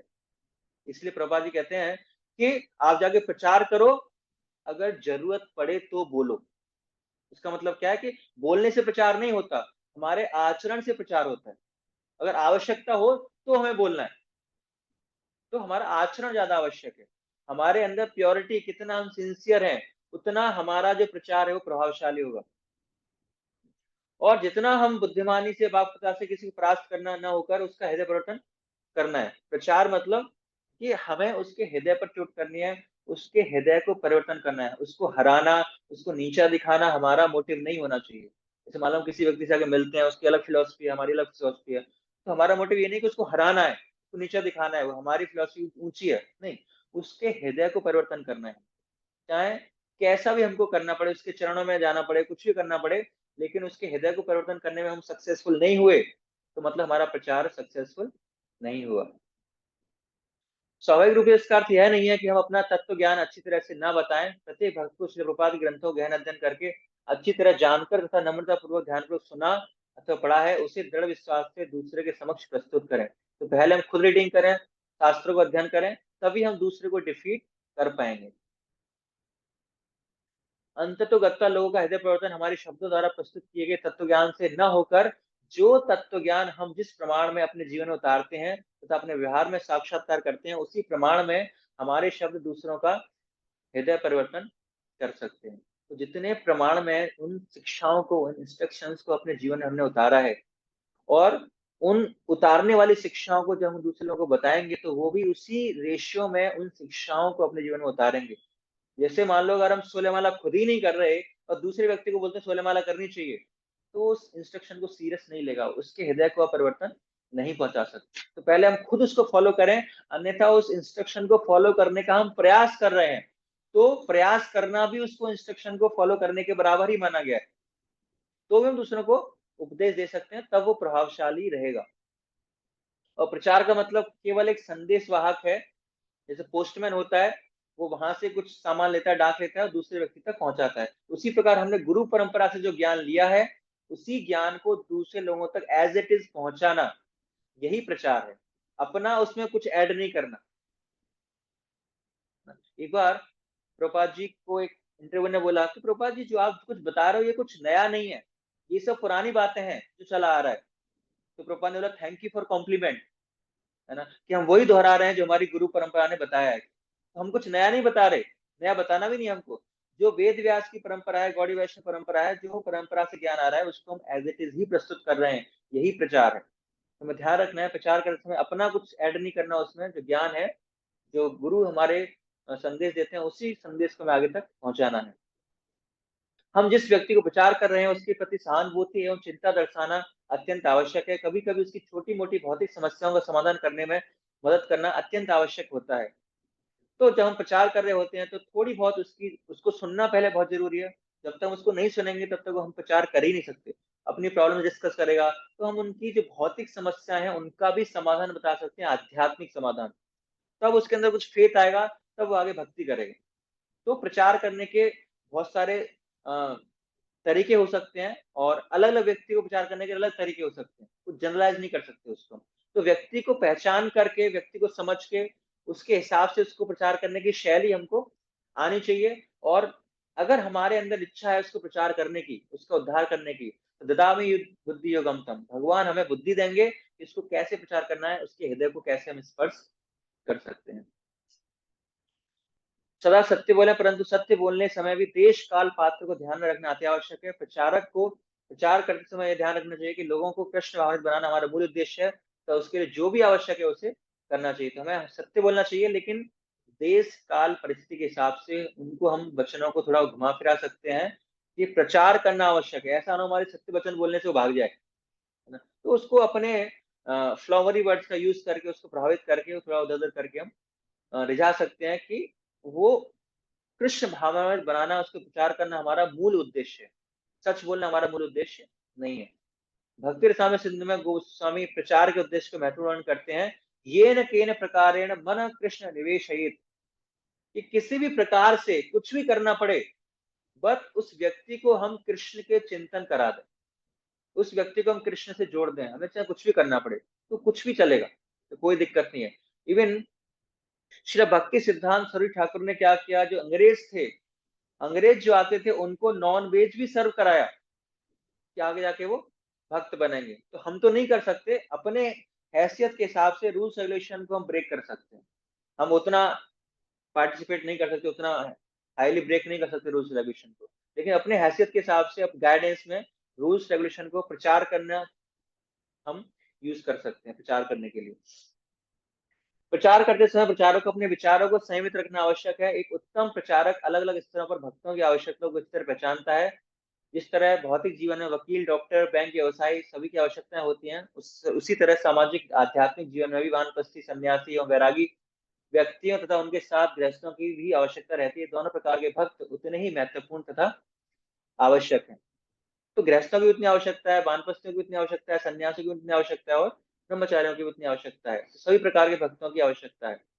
किसी व्यक्ति विशेष को प्रचार करते समय उस व्यक्ति की कृष्ण भाव में वृद्धि के लिए क्या सर्वोत्तम है, इसका मार्गदर्शन करना चाहिए। तो पहले हमें मनन करना चाहिए कि इस व्यक्ति के लिए क्या आवश्यक है, कैसे मैं प्रचार कर सकता हूँ, इसको क्या करूं इसके लिए। तो हमें सोचना चाहिए, गाइडेंस लेनी चाहिए, डिस्कस करना चाहिए, तब उस विशेष व्यक्ति को हम प्रचार कर सकते हैं। दूसरे भक्त प्रचार कर रहे हो तब भी मूलभूत नियमों का पालन करना आवश्यक है। अत्यावश्यक कार्य न होने पर प्रचार में बाधा न डालें। जैसे मान लो कोई व्यक्ति किसी व्यक्ति से बात कर रहा है, प्रचार कर रहा है, तो अगर बहुत ही आवश्यक नहीं है, तो उस व्यक्ति से अगर आपका कुछ काम है, तो बहुत ही आवश्यक नहीं है, तो उसको डिस्टर्ब ना करें, उसके प्रचार कार्य में भी डिस्टर्ब होगा। मुस्कुराकर अभिवादन करना, सद्भावना देना, जिसे सहायता मार्गदर्शन की आवश्यकता है, उसकी उदार भाव से मदद करना, इस प्रकार की मूलभूत बातों का पालन करना आवश्यक है ना। तो ये सारी चीजें प्रचार में बहुत लाभदायक होती हैं। मुस्कुरा कर उसको रेस्पेक्ट देना, है ना, उसकी जो वो कह रहा है उसको रेस्पेक्ट देना, उसको सुनना, सहायता देना, मार्गदर्शन करना, तो ये सारी मूलभूत बातों का हम पालन करेंगे तो प्रचार कार्य में हमें उसकी हेल्प मिलेगी। नए लोगों को प्रचार करते समय प्रचारक को ध्यान में रखना चाहिए कि इन्हें प्रचार करना भक्तों को प्रचार करने जितना ही नहीं, अभी तो उससे भी अधिक महत्वपूर्ण है। तो नए व्यक्ति को ऐसा नहीं सोचना हमें डिफरेंशिएट करना है। जैसे हम पुस्तक वितरण करते हैं तो देखते हैं अच्छा ये व्यक्ति ले सकता है, ये नहीं ले सकता, तो ऐसे हमें मनन नहीं करना चाहिए। जो भी हमारे समक्ष पहले आ रहा है तो उसको हमें प्रचार करने का प्रयास करना चाहिए, एटलीस्ट उसको हमें अटेंड करना चाहिए। कभी कभी क्या होता है डिस्ट्रिक्ट हम कर रहे हैं तो हमारे यहाँ खाली गाड़ियों पर रहते हैं, जो बाइक्स वाले रहते हैं वो बेचारा देख रहा है, इधर आया गाड़ी पे डायरेक्ट चला गया, मुझे तो पूछा ही नहीं इसने, तो गलत प्रभाव पड़ता है। जो भी हमारे समक्ष पहले आ रहा है तो उसको हमें पुस्तक वितरण करना है, उसको प्रचार करने का प्रयास करना है।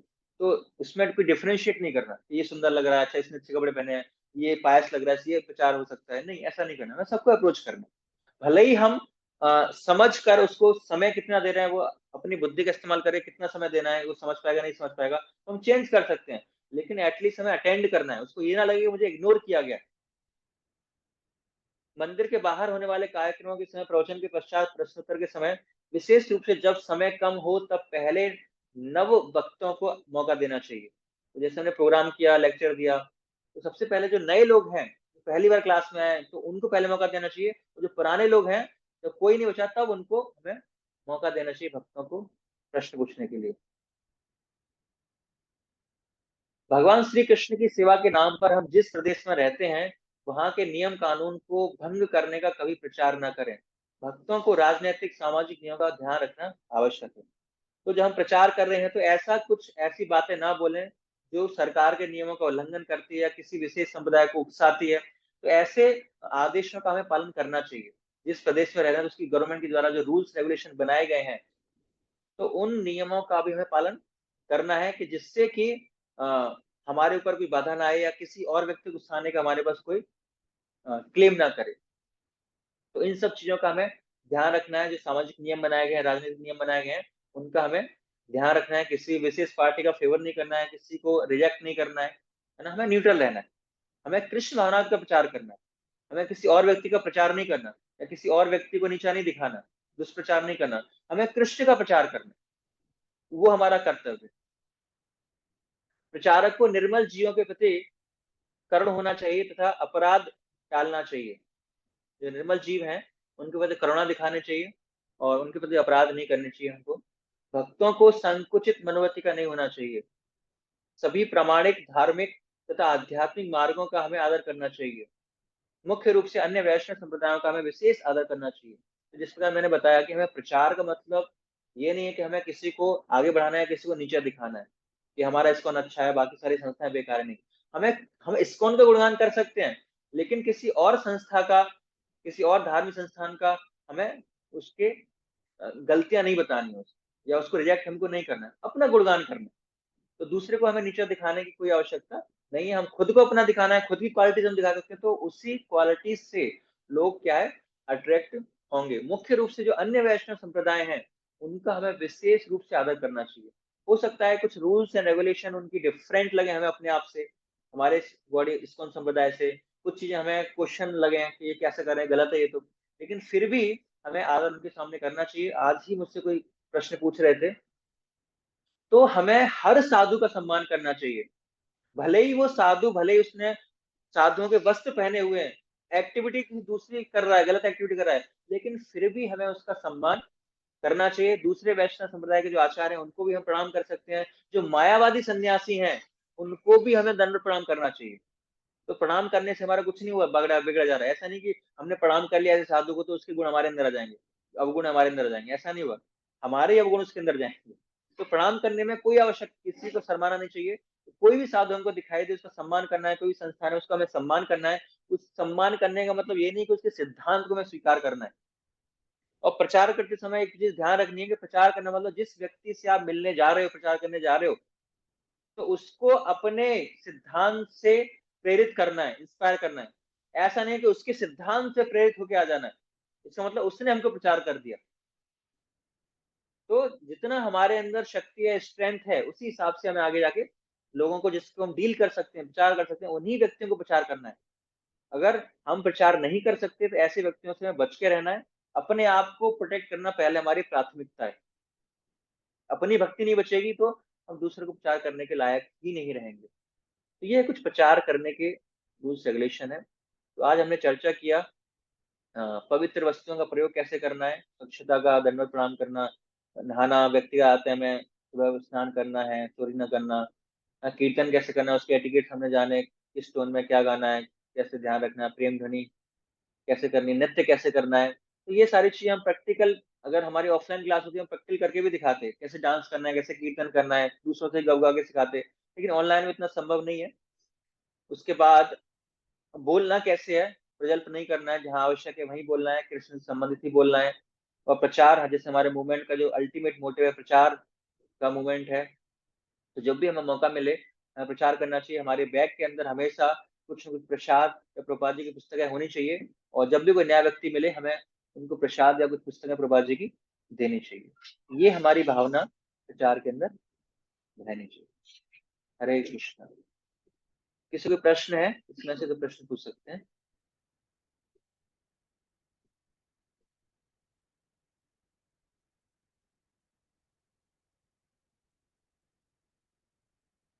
पूनम माता जी। हरे कृष्णा। प्रभु जी, मैं आपने प्रजल्पा बताया है, तो इसमें ना मेरी एक हैबिट है कि मैं ना फेसबुक और व्हाट्सएप पर मतलब अपना बहुत टाइम स्पेंड करती हूँ, लेकिन वो सारा टाइम मेरा रिलीजियस पर्पस के लिए होता है।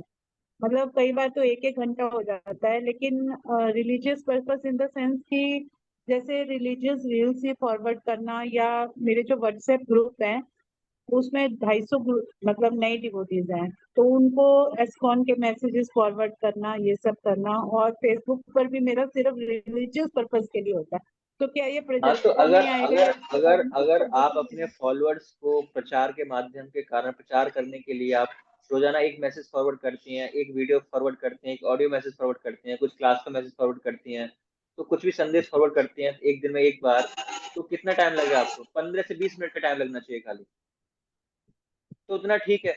अगर ज्यादा लग रहा है, उससे 1-2 घंटे लग रहे हैं, है ना, तो भक्ति के नाम पर हम कुछ और ही कर रहे हैं, अपनी इंद्री तृप्ति कर रहे हैं, उसको इंद्री तृप्ति कहते हैं, हमें अच्छा लग रहा है तो मैं नहीं सुनना है।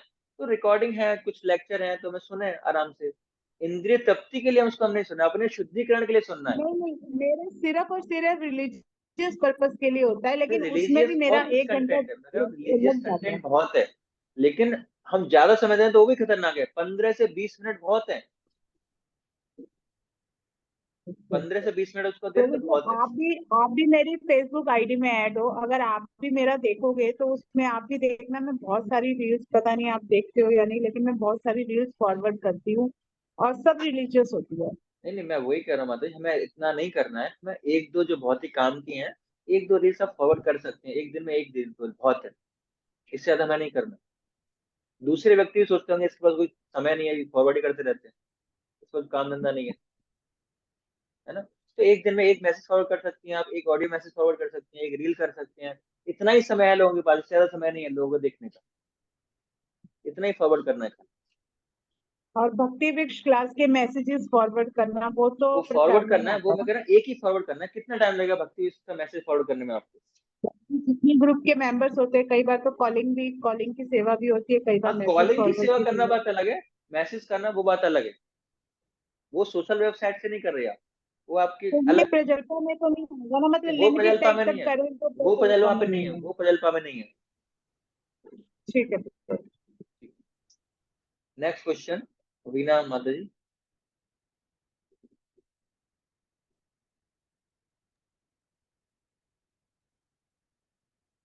सपना माता जी।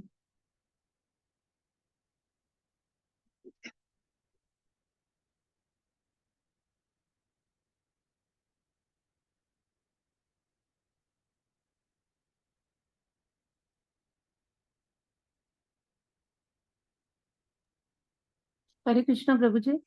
हरे आपने कृष्णा आज प्रणाम मंत्र भेजे थे, मुझे थोड़ा उससे रिलेटेड कुछ पूछना था, जी। पूछ सकते हैं? हाँ प्रभु जी, जी। जैसे आपने 2 प्रणाम मंत्र कृष्ण के 2 भेजे, नमो ब्राह्मण देवाय, है ना, देन एक भेजा हे कृष्ण करुणा सिंधु, तो दोनों मतलब बोल सकते हैं या दोनों में से कोई एक ही? नहीं नहीं, एक्चुअली जब हम कृष्ण के साथ बलराम का पूछते हैं तो नमो ब्राह्मण देवाय गो वो बोलते हैं।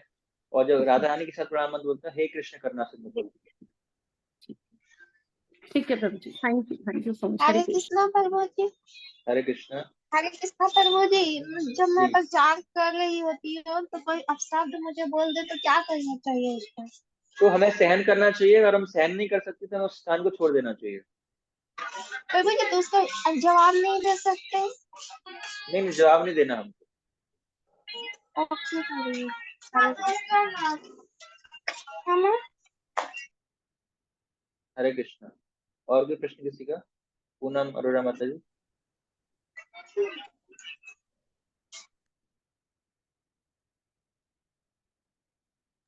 सपना माता जी।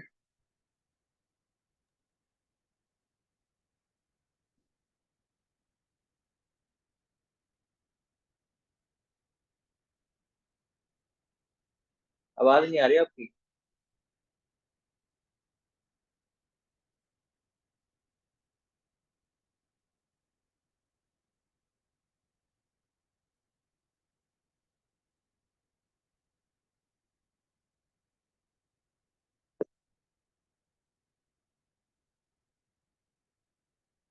प्रीति जी माता जी।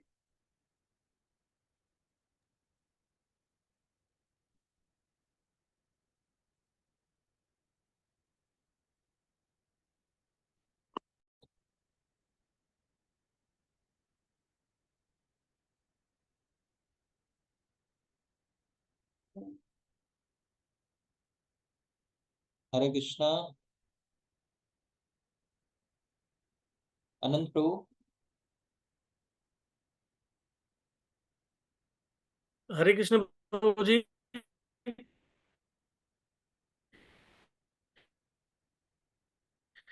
प्रभु जी बस मुझे इतना पूछना है कि जैसे देखना चाहिए या नहीं देखना चाहिए।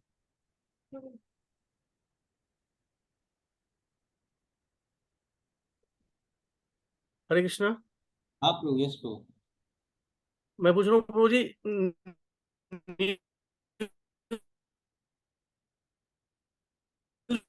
जो जरा हमें देखना चाहिए या हेड? प्रभु जी आवाज कट रही है आपकी। प्रभु जी मैं पूछ रहा था, आवाज आ रही है प्रभु जी अब? हाँ अभी आ रही है। प्रभु जी जैसे दैनिक लाइफ में न्यूज वगैरह देख सकते हैं या हेडलाइंस वगैरह देख सकते हैं या कुछ भी नहीं जितना देख सकते जितना ऐसे? हमें आवश्यक है उतना देखना चाहिए। घर में किसी सेवा के लिए, अपनी जॉब के रिगार्डिंग कुछ आवश्यक है उतना हम कर सकते हैं, अगर वो आवश्यक नहीं है तो हमें नहीं देखना चाहिए। ठीक है, थैंक यू प्रभु जी। हरे कृष्णा। और किसी को प्रश्न है?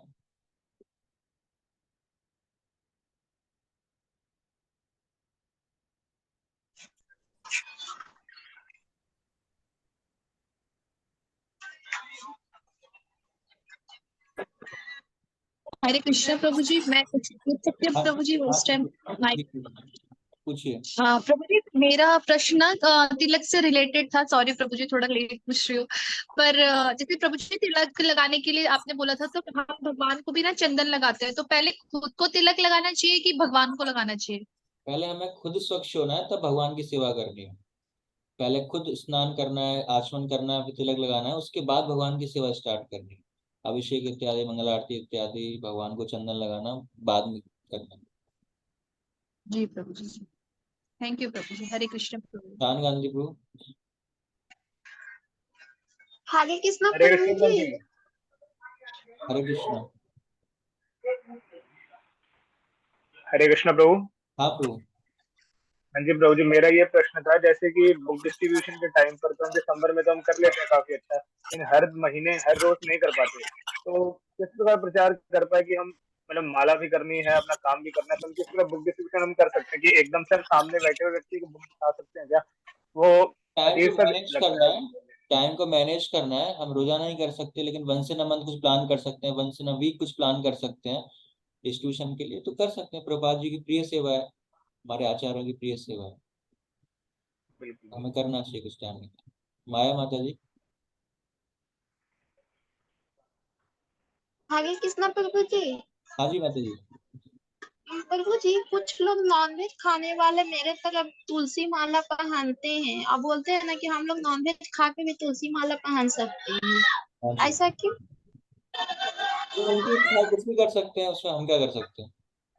बस तो मेरे तुमने हमें नहीं पहनना है, बस ये ध्यान रखना है। दूसरे क्या करते हैं हम जबरदस्ती थोड़ी किसी को रोक सकते हैं। ठीक है फिर ठीक।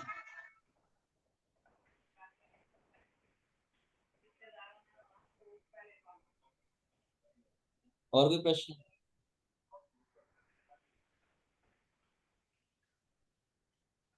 आपका प्रश्न है माया माता जी?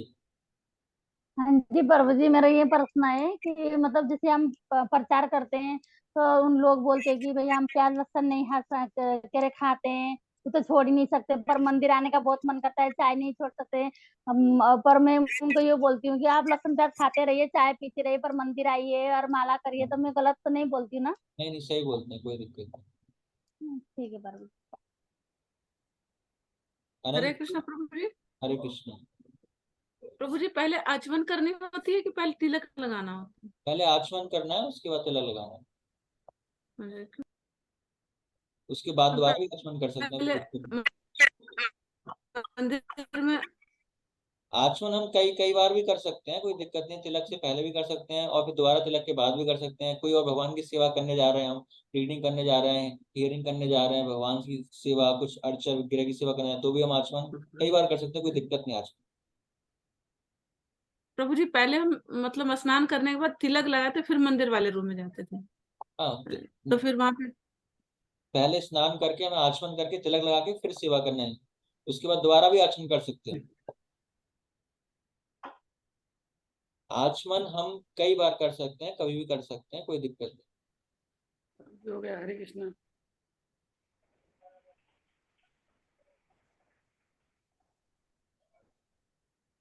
और कोई प्रश्न है किसी का?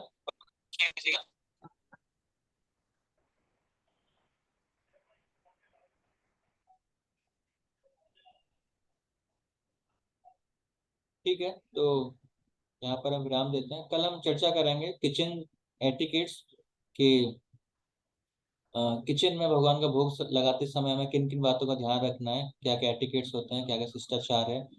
प्रसाद सर्विंग करते समय, प्रसाद ऑनर करते समय, जब हम प्रसाद ऑनर करें, प्रसाद वितरण करते समय हमें किन किन बातों का ध्यान रखना है।